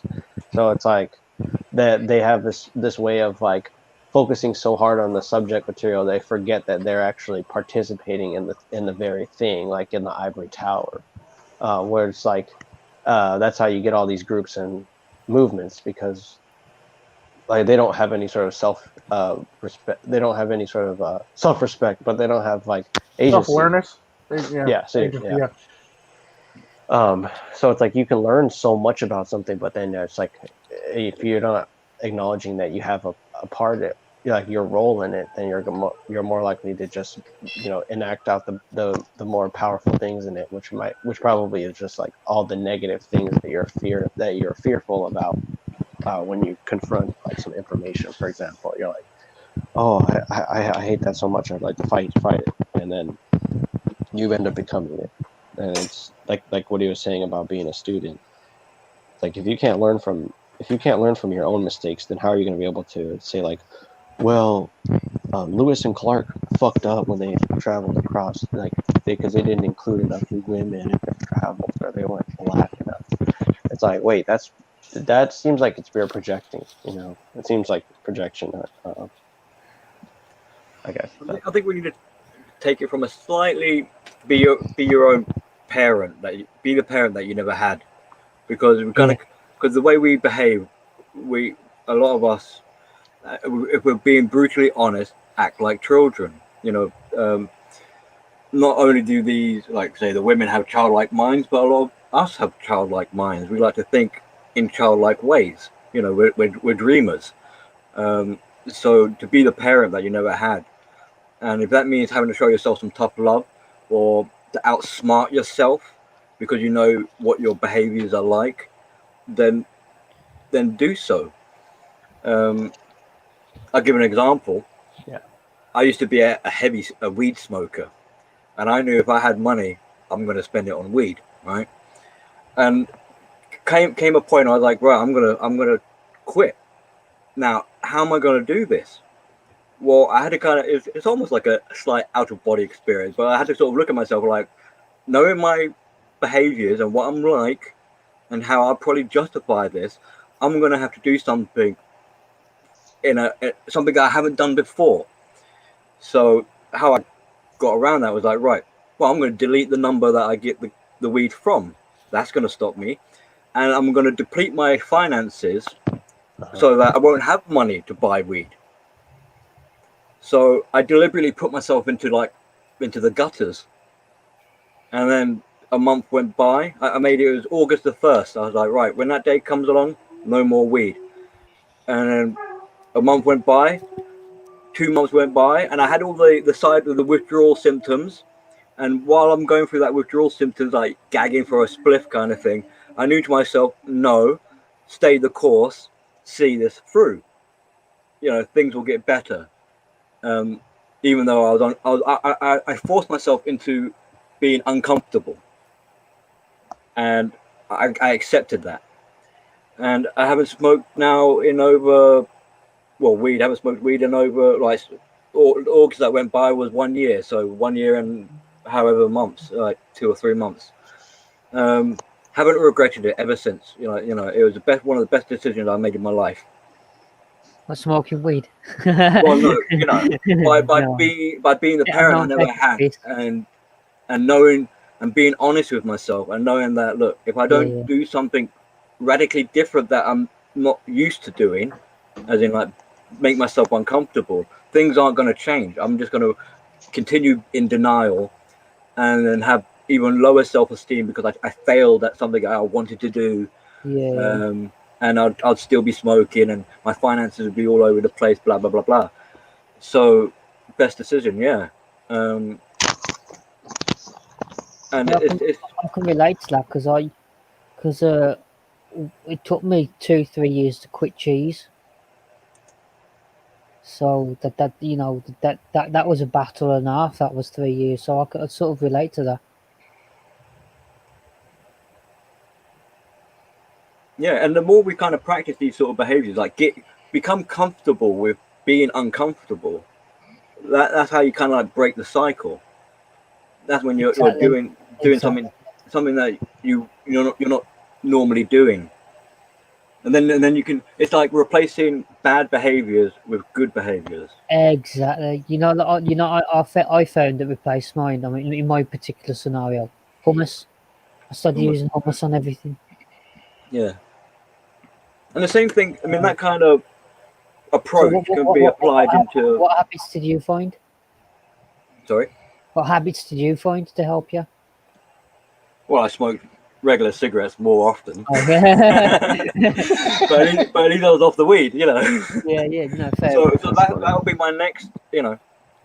Stay tuned, folks.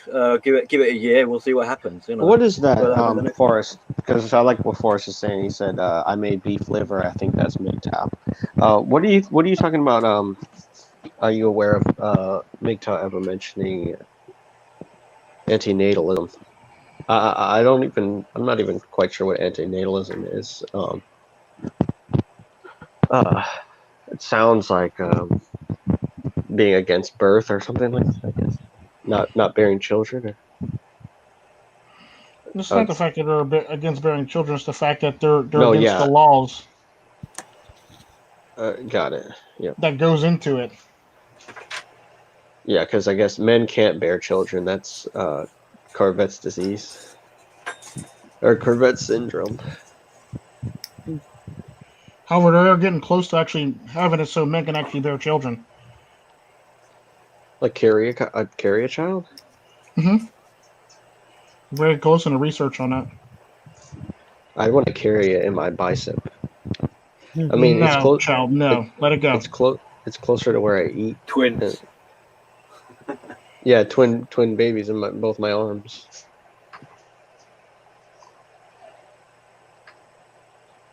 There's more fat there to support it than my belt. No, I'm just kidding. But yeah, I've never really.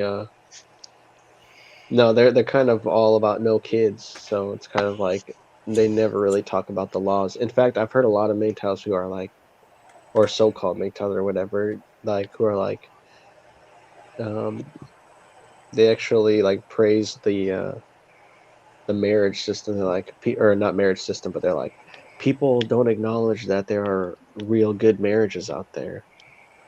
I'm like thinking to myself, like, So why are you sitting here talking about like you might as well just be blue pilled, and why are you obsessed about it if you're willing to say that there's good things about it and there's bad things about it? It's like almost they're like like I said, like opportunistic thinkers. Oh, So it's like that saying, should I jump off this cliff because one person survived? Yeah, Yeah, yeah, true story. True yeah, story. yeah. I, Tom I like was just Tom. thinking about that too when you Yeah. said before you said that. Like, Yeah. It's also like, okay, yeah, there might be some good marriages out there, but you're not in that relationship. yeah, right. So you can't learn are, anything are from you And a the sad part basically about stranger. saying that, you're wanting that? here's what I say about relationships, because at the end of the day, it comes down to the two people in the relationship. Like I always say, there's two people in a relationship: you motherfucker and her motherfucker. The problem with the relationship is if y'all both aren't willing to actually work towards the same goal.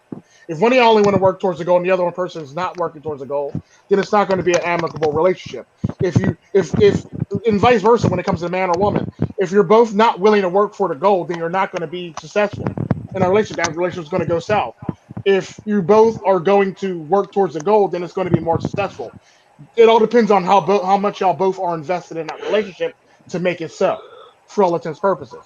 So it's one of those things where it's like you can't compare that relationship with your relationship. If your relationship and one of you are only committing to the relationship and or none of you are committing to the relationship, you can't be like, well, we could be successful like these people. No, you can't, because you don't have the necessary tools to make it so that you don't have the necessary tools or grounding or foundation to make it a successful relationship. Like I always say, most people get into relationship with people that they don't need to be in a relationship with or shouldn't be in a relationship with. And this is typically where a lot of the relationships actually, all the breakups and bad relationships come into play, because men would date anything and everything and then be happy, feel like they're lucky that they're dating it, when in fact you're in hell dating it. And this is typically a lot of the problems that a lot of men run into in this day and age with Ooh, that's a women. good point. Well, okay, just to connect what mgtow Thread said about Jordan Peterson talks about responsibility but not authority.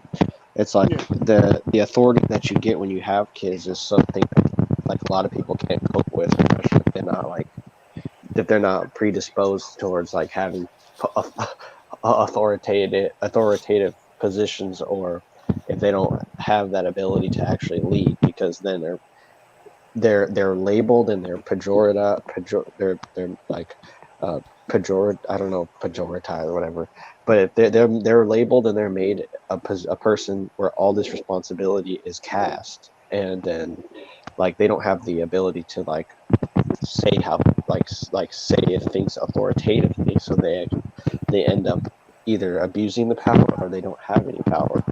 And so it's yeah, like, so then people who talk about responsibility, they're very adamant about it's your responsibility to grasp that power, or else you'll become nihilist. And it's like, well, that's kind of pointing people in the wrong direction, because it's telling you that you have to live up to that standard of societal behavior. You have to take on that power, even if you don't feel like you're ready for it.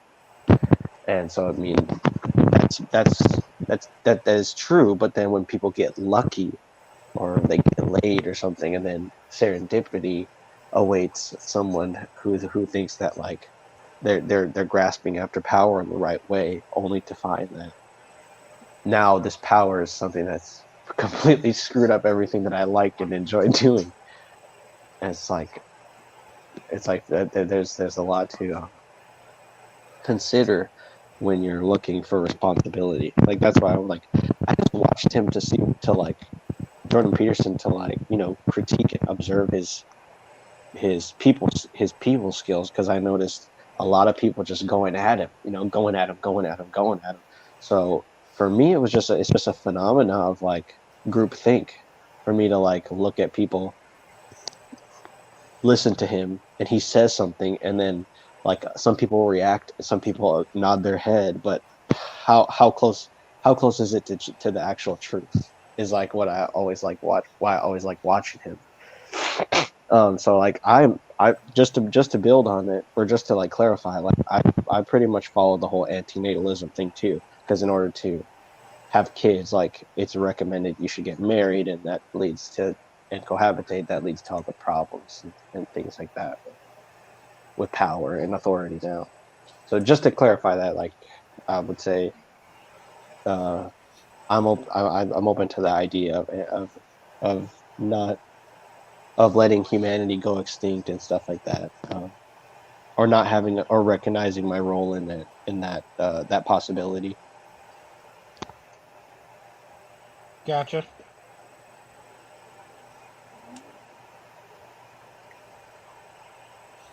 What do you say? The only butcher here is Tico. I mean, butcher. True. Who said that? I mean, you got bananas, yams, and goat. So what are you gonna make out of the dish? Bananas, yams, and goat. It's like, welcome to Curry. Bleeding Edge Red Pill. Today's dish: sweet potato, plantains, and like And go. Donna bread, Donna. Who wants Donna? No, that's funny. That's really funny. Looking for the butcher. Looking for the butcher. That's how I picture him saying it. What, Forrest J. Burns, looking for the butcher. Yeah, mgtow on the wind's feeling frisky right now, I think. Apparently. So, apparently. I think I'm about flipping a video, so. Let's go check that out. The thunder go. But yeah, I think that goes into waking up, because like the blue pill, the most alluring part, I think, for a mgtow is the fact that there's some sort of progression if you have children. Like you have to change who you are. Whereas if you are mgtow, you don't really have to change. Like, you're kind of on easy mode. I know that's pretty much reducing it down to being at minus the red pill, but like if you were to look at like Casual Bachelor down, for example, it's like his attitude is more like looking at women who are complaining that there's no men and being like, well, aren't you taking accountability in it, right? So it's like, I don't have to change who I am. It's to satisfy you, because I satisfy myself, you satisfy yourself. Isn't that the way things should be? Kind of like in like a gesturing sort of manner. It's like, yeah. And I think BillyTheGoat said it, or Amanley was like, yeah, there's no point in fixing it for you, because then I take all credibility and the autonomy from you as a person. So it's like, it's all about separation, just so you can find yourself again, and then and actually have like an awareness of self.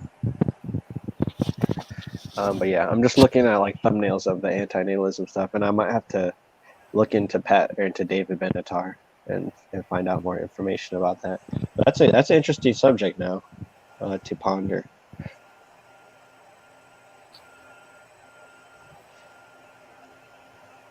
Well, now they're starting to fight in the comments.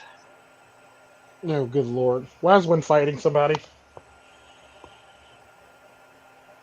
I don't know. Wynn's feeling a little, like I say, he's feeling a little. Come here, see.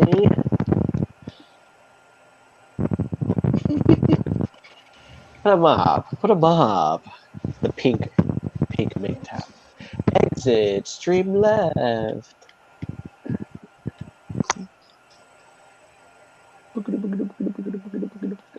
But you guys got any closing thoughts or closing?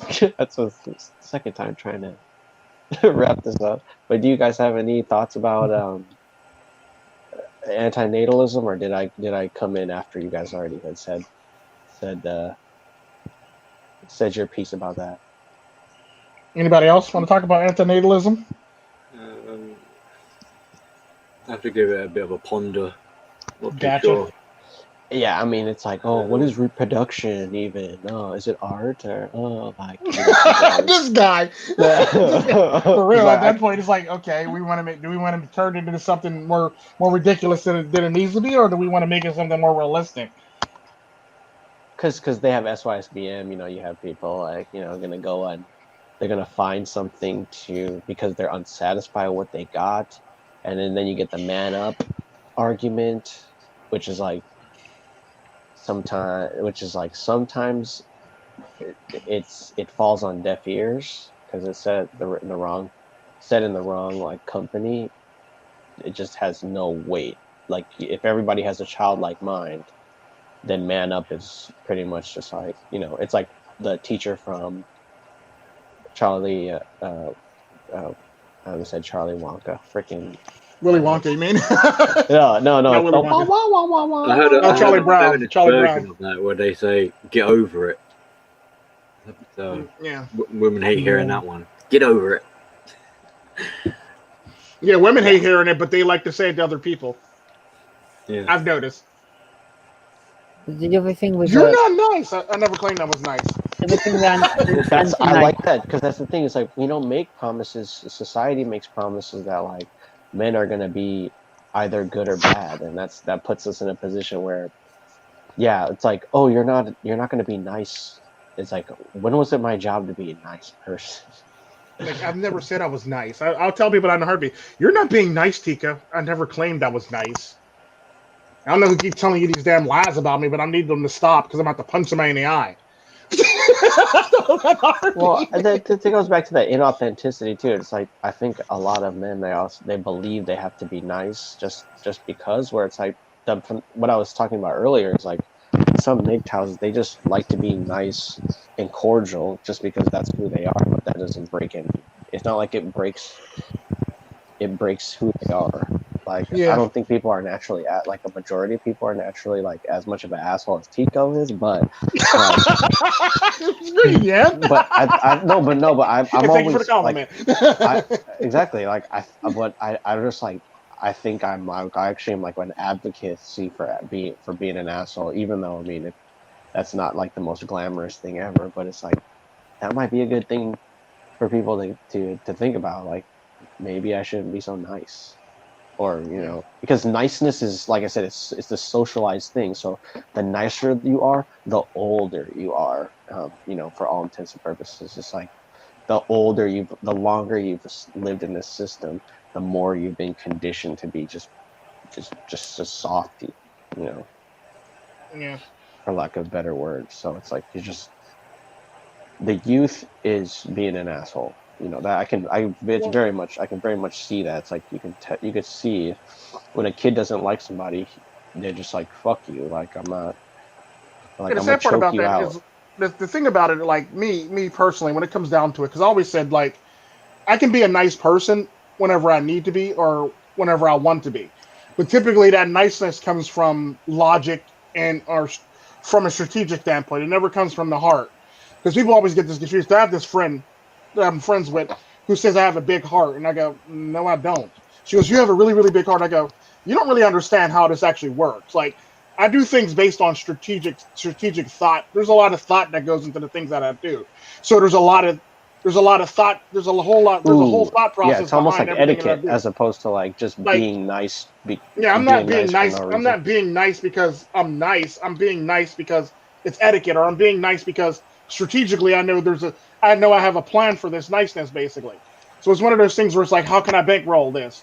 Not really bankroll it, but it's one of those things. Not bankroll it, but it's one of those things where it's like, how can I make it so that I can do this and it not seem like I'm being it not seems like I'm being nice, but I'm being a very cordial person at the time, or I'm being a very strategic person.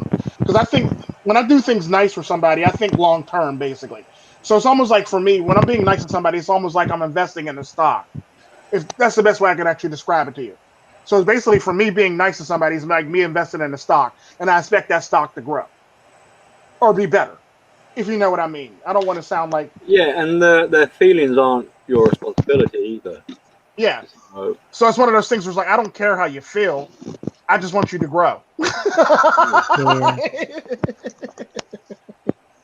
because it's And also my like friend, interpretation. Like they might have construed it as you being nice, but maybe you've been sarcastic. Well, and then, but that's the thing. No, but it goes the opposite way too. Because when it comes to being an asshole, it's not that you want them to feel bad. Just like being nice. It's not like when you I'm want being an ass, I want them to feel bad or laugh or both or both. Yeah, but it's like, opinion are of you really being committed to making them feel a certain way, or are you just saying something and it has an effect? Like you're just saying it because it is authentically who you are. You go Well, out of your way to make people feel bad, It depends on how I wake up in the morning, because I will admit that every now and again I'll wake up in the morning and to ask myself, who the hell can I piss off today? Like Wind, like how Wind's like ready to just fuck somebody up right now. Like, it's like and I know why he wants to like fuck for no somebody reason up right now. whatsoever. I Too. know, right? Like, Give he's him a ready. stern look and go, look into my eye. I He's ready to fucking mess hate somebody you. up. Yeah, right. Me, I typically do things I'll literally wake up. I'll literally have a moment where I'll wake up and I think to myself when I'm getting out of bed, and I'll stretch in the morning and go, "Who can I piss off today?" Yes, and I'm literally like thinking, "Who can I piss off today?" So I do have those moments where I do like really set out to piss people off on purpose because I woke up this morning feeling like I need to piss somebody off. Then I have moments where I'm just being an asshole and I'm being my authentic asshole self. Well, either way, I'm being myself either way because I wake up that morning feeling like I need to piss somebody off. I'm Whereas gonna go backpedal to the malaise topic too, because it's like I think that might be a problem that some people have. Like, they're not able to be an asshole to the people around them because the people around them like just like appreciate everything that they do, and like it's just like kind of distasteful for them to be an asshole at certain points. So they're like they feel malaise over that because they're like, oh man, like if, like I said, like, because that's an outlet. Like, honestly, it is like that's a good way to get frustration out. And if you're just nice all the time, all that stuff will bottle up, I guess, and then you won't have a proper way of expressing it, or you'll be giving that to the somewhat the wrong people. Because it is true that everybody can get it. Everybody can get smoke from, everybody can get flamed and stuff. And but at the same time, it's like you can feel like a sort of an apathy, or like a down kind of feeling, when there's no outlet, or there's no place to actually vent out all that frustration. Like, I think like with red pill, and that goes into like the red pill rage too, because it's like if instead of like venting that out on other people, you probably just internalize that for the most part. You're just always like mad at something. You're always just angry at something. People are like, "Why are you so angry?" So that kind of goes to that, like, because I'm angry with myself. Like. And yeah, I bet 9 times out of 10, no one would know how to actually respond to that. They're like, "Well, don't be." They're like, "I don't want you to look down on me." Bag, isn't it? So they're an outlet. You're using them as a punching bag to get your frustrations out. That's where it becomes sometimes it's like, just be careful of what you're saying, because it becomes a detriment to yourself. True. So I suppose with that, really, it's kind of like, it's the intent behind what you're saying. Are you trying to hurt them? Are you just saying it as a matter of fact? Is it because, I mean, where is this coming? Where is the energy coming from? True. Well, and it's like the people that deserve it the most are the people who you should strategically be the nicest to most of the time, because that's like, if you're always pounding away at a if you're always trying to hit home with somebody on a message, you're likely to fuck up a lot of opportunities for yourself. Like this whole thing. What's the point of teaching? What's the point of everything being a learning lesson, or every single thing being a teachable moment, when it's like, that I'm sure that kid or that person doesn't always want to feel like they're supposed to be subservient to the way that you view things. Yeah. Like, if you've got someone who's a very hateful, vindictive, kind of, spiteful, they've got very like negative anger persona, and you show them kindness, that really fucks with them. Like, what do you mean? Because they're expecting you to be nasty. That's what they're used to. But you do the flip side and you show them kindness, then. What should everyone if I don't cry from Tico each day, he has done his job. What? Wait, what? Wait a minute. What? How does that work? He hasn't. He hasn't done his job. Oh, okay, if you don't, if he doesn't cry, you haven't done your job. Oh, okay, gotcha. I'm like, wait a minute. I'm like, wait a minute. It makes no sense. Hasn't. Okay, you got it right here. Hasn't done his. Okay, go ahead. Sorry about that, Billy. I'm like, wait a minute. Go ahead, Billy. I'm sorry to interrupt you. That's all right. No, I'm just saying, like, if someone is normally like an angry person and you show them kindness, they don't know how to process that. True. They're wanting that conflict, so don't give it to them. Very true. I agree. Yeah, conflicts are definitely a currency. Like, like you can only spend your resources so wisely to be fighting constantly. It's like there should be a time for peace at some point. And like, you know, those, it's not like, you know, there's no time in between peace and war. Like there's like a conflict of like a sort of like a perceived conflict or like something that's like a felt conflict, but you're either fighting with somebody or you're not. So it's like you can't. Yeah, the people who are spiteful, they're like always either constantly fighting or they're constantly holding things back and repressing them, and they don't have that positive anger. Yeah, they don't have any positive associations with that angry feeling. It's just they're either feeling that angry feeling and it's bad, or they're not feeling that angry feeling and it's euphoric. You know, it's like euphoric. I mean, it's kind of like the battlefield of feeling alive. I mean, look in the chat room; they're fighting at it right now because they feel alive. Right? It's alive.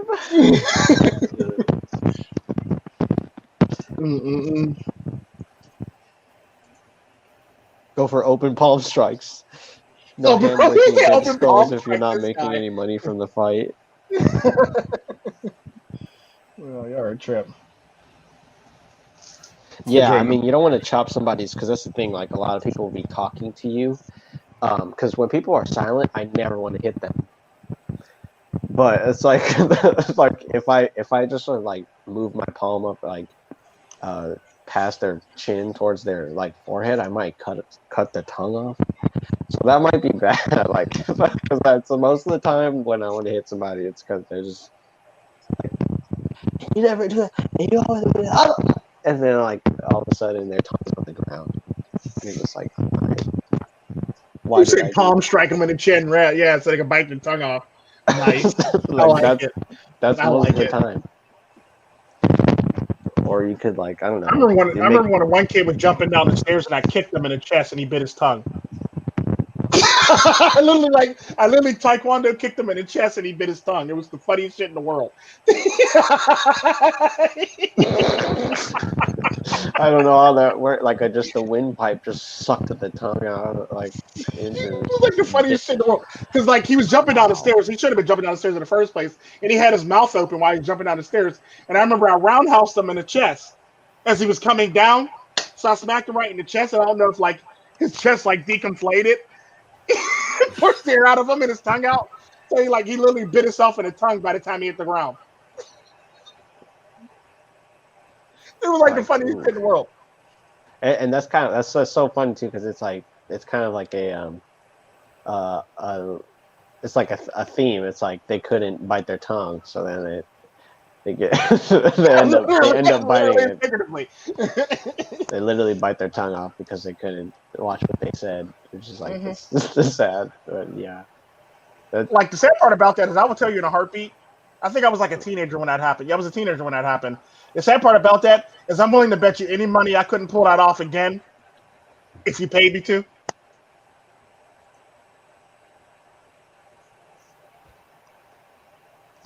I'm just keeping it 100. Just keep it 100. But yeah, continuing on. I think you have the analogy of the fighter who's like always trying to experience that feeling at the end of victory, as opposed to like a warrior who relishes the freshness of battle, like the new opponent, the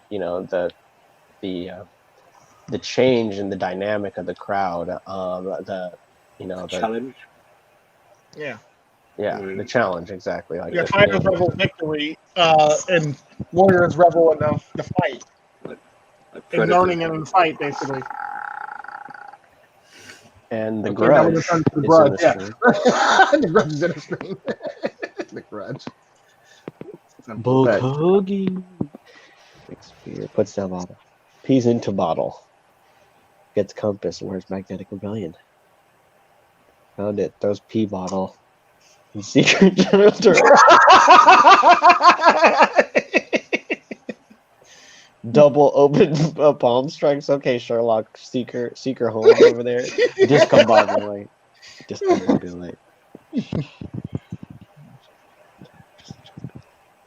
That for sure you did. Well, I mean, it's like people say you're foolish to go into battle. You're a fool. Oh, you like your money, huh? Like this is a new thing now. This is a new thing that I'm experiencing now. Where it's like, why didn't you have a girlfriend? Why don't you get married? Oh, you must just be greedy. It's like, oh, wanting a house, wanting 5 kids, wanting two or three cars, wanting a dog, that's not greedy. Being self-sufficient and saving, that's greedy. Sorry, that was just I don't Yeah, I know mean, if if that you're was being red greedy, pill. be like, no, I want your money. I want your house. Yeah. You know. Or my favorite one. My favorite No. one is the female's line. Your house is your money's our money and my money's our. I mean, your money's our money and my money's my money. Basically, Yeah. I mean, what it's it like, is, wait a minute, how does that work? that's projection. When they're saying like, "Oh, you're greedy," really, they're saying that. Well, I'm greedy. I want your True. assets, and I'm jealous of it, kind of thing. Give it to me. That's what I was. Trying to get at. It's like, yeah, I'm not greedy.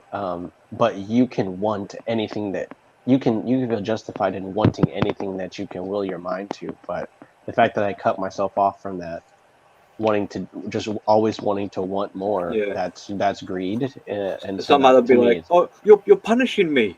Like I'm the victim in this somehow." Right? You know. punishing you by saving my money. That's just the craziest thing. I mean, that doesn't. What makes more sense is just to say, why don't you give me some money? Yeah. That's what they would want. That's what they would want. Or why don't you give me some attention? Yeah. But they got Because to do it in kind of money a is really roundabout not. way. It's not as big Yeah. of a deal as people make it out to be. It's more like just your attention and your It's that all your resources. it's that reading between the line kind of talk, like that sort of double-handed sort of speaking, insinuating. So you like your money, huh?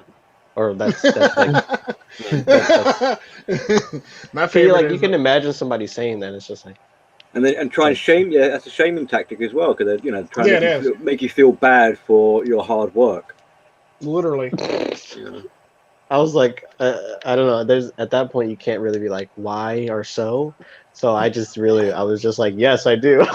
Just like, yes, I do like my money, and like, I mean, there's no reason to be ashamed of in people finding out something like authentic about yourself. But like I was saying, that's not a conversation you want to sit in too long because you're likely to piss somebody off just from your attitude about the situation. And like you It's can't fun just getting money in a Ziploc bag. who said that? Me. You just said that. Me. That was me. Do you make sure you you use a sandy wipe to wipe the outside of that so you don't get the cove.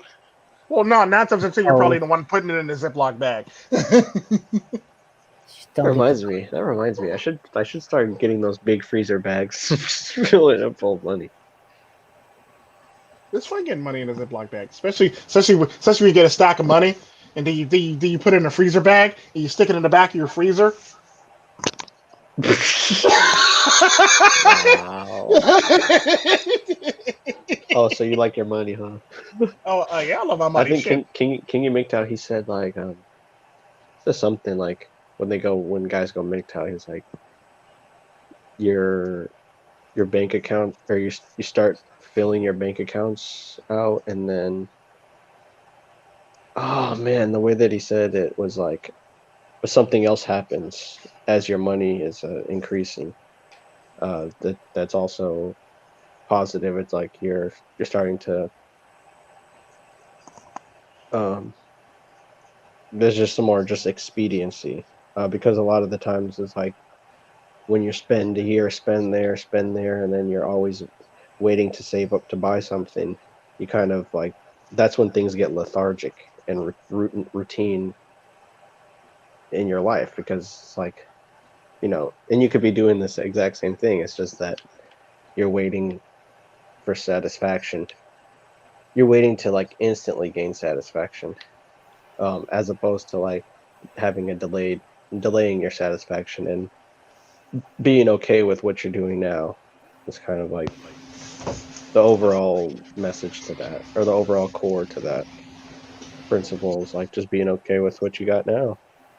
I can so see Shinobi one doing some shit like that on a jukebox. Right there. This goofball. I can so see him doing some shit like that. I can see MGTOW on the window on that shit too.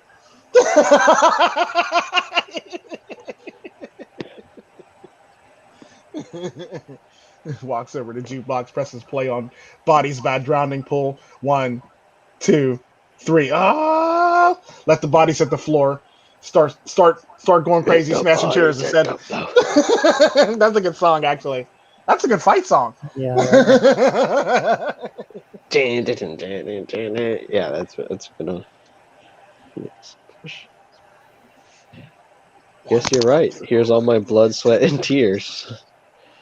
Yeah, it's kind of like, yeah, like when you're giving to something for no justifiable reason, people don't notice that. They just Knowing notice Tico when was for fun. knowing Tico. It was for fun. What, kicking the person in the chat? Yeah, exactly. Knowing Tico Well, that's was what I say. fun. Like, you're foolish. You're so foolish for fighting against your biology. It's like, Actually, no, am I monks, foolish? Buddhist Yeah. monks actually do it all the time. We're Yeah, not out and here shaming Buddhist monks, are we? We're not out here shaming, the priests that actually follow the rules. We're not out here shaming priests for doing it, are we? We're not out here shaming, yeah, so I'm going to need everybody to shut up. I'm gonna need everybody to shut up, right? Like, even the more though you I'm do not the that, one the more you're. participating in it, I need everybody to shut up. Well, just think about it. There's no more bar fights or anything because bars are closed. Well, they're not even really closed. They're more or Actually, less open. I can't even deny that because I actually got into a bar fight last week. Yeah, true. Well, that's bar. Like, yeah, I mean, it's like a bar fight. It's like if somebody's just saving their money and stuff, and then you walk up to them and you're like, "You like your money, huh?" That's like you stepping on their shoes or something in a bar. It's like Stepping on any Jordans. my Jordans. Oh my There's that goodness. movie where like there's something like spills, like something like topples over and spills, and like the water gets all over the basketball court, and then the guy's like, "My Jordans, nigga!" Like they're about to fight, and I think it's like Jason Bateman or somebody playing the protagonist, and he's like, "I don't want any trouble." But that was just random. I don't know. Yes, but yeah, I'm getting noticeably more tired. Narrator voice. Narrator voice. It's at that moment Yam realized he fucked up. And Ms. Varg. I guess we're gonna call it because we pretty much restalled it. We pretty much restalled the topics, which is actually pretty nice. Yeah. So Boom, we gotta say Yeah. we gotta Nice. we gotta save some topics for the next time. Shit, we can't be talking about everything now. We gotta have something to talk about next time. But yeah, I guess we're gonna do our outros because we pretty much touched all the topics. But I'm actually shocked that we actually finished it faster than I thought we were. Holy shit! Could long hair be waking women? Yeah, we definitely got it. Let's wrap this up. You gotta be a troll, right? All right. It says, yeah, thank you guys, everybody, for coming on and talking, saying your piece. Cypher, MGTOW the Win, Poetry Burns, Amanley, BillyTheGoat, Shinobi Watts, MGTOW Thread Seeker, Mr. JX, whoever you are. Thank you, Tico. Thank everybody else for listening who is lurking in the background. And get your knowledge up, guys, and don't fall into malaise, and always remember where you came from. Know where you went. There and Yam out. Somebody want to do their outro? Yeah, this is Amanley. Just want to say thanks to everyone in the chat. Thanks for Tico for hosting. Thanks for Baron, Billy, and Shinobi, Seeker, and all the others in the thread. And all the others if I've missed him in the chat. And Wind, of course, me turn the Wind starting fights. So he's In the entertaining to chat, watch. yeah, I know, right? So This guy. How you thought to be breaking up fights and making fights not exist. That's what be starting whole entire fights. no, I'll just sit back and watch it, man. It'll be fun. Right? It would be fun. Yeah, so stay safe. Hide for mgtow in the Wind. Keep on learning. Keep your chin up. Keep on fighting. True story. Billy? Thanks, Tico. Thanks, Baron, Manly, Cypher, everyone in the chat room. Break the chains that bond you. I remember the one time we were talking. He actually comes out of nowhere with an outro. BillyTheGoat literally comes out of nowhere with an outro, and I'm like, holy shit.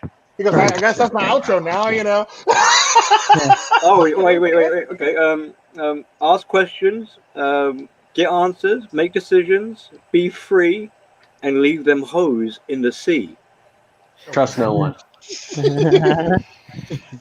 Trust no Trust one and no question one. everything. Question or no. Trust no one. Believe nothing. And question everything. Camera drop. Why are you choking the chicken? I'm gonna choke it right after this video. That was a funny shit. Oh, goodness gracious, that's too funny. I guess see y'all next weekend on the next red pill bleeding edge red pill. It was a blessing. It's a blessing serving the community.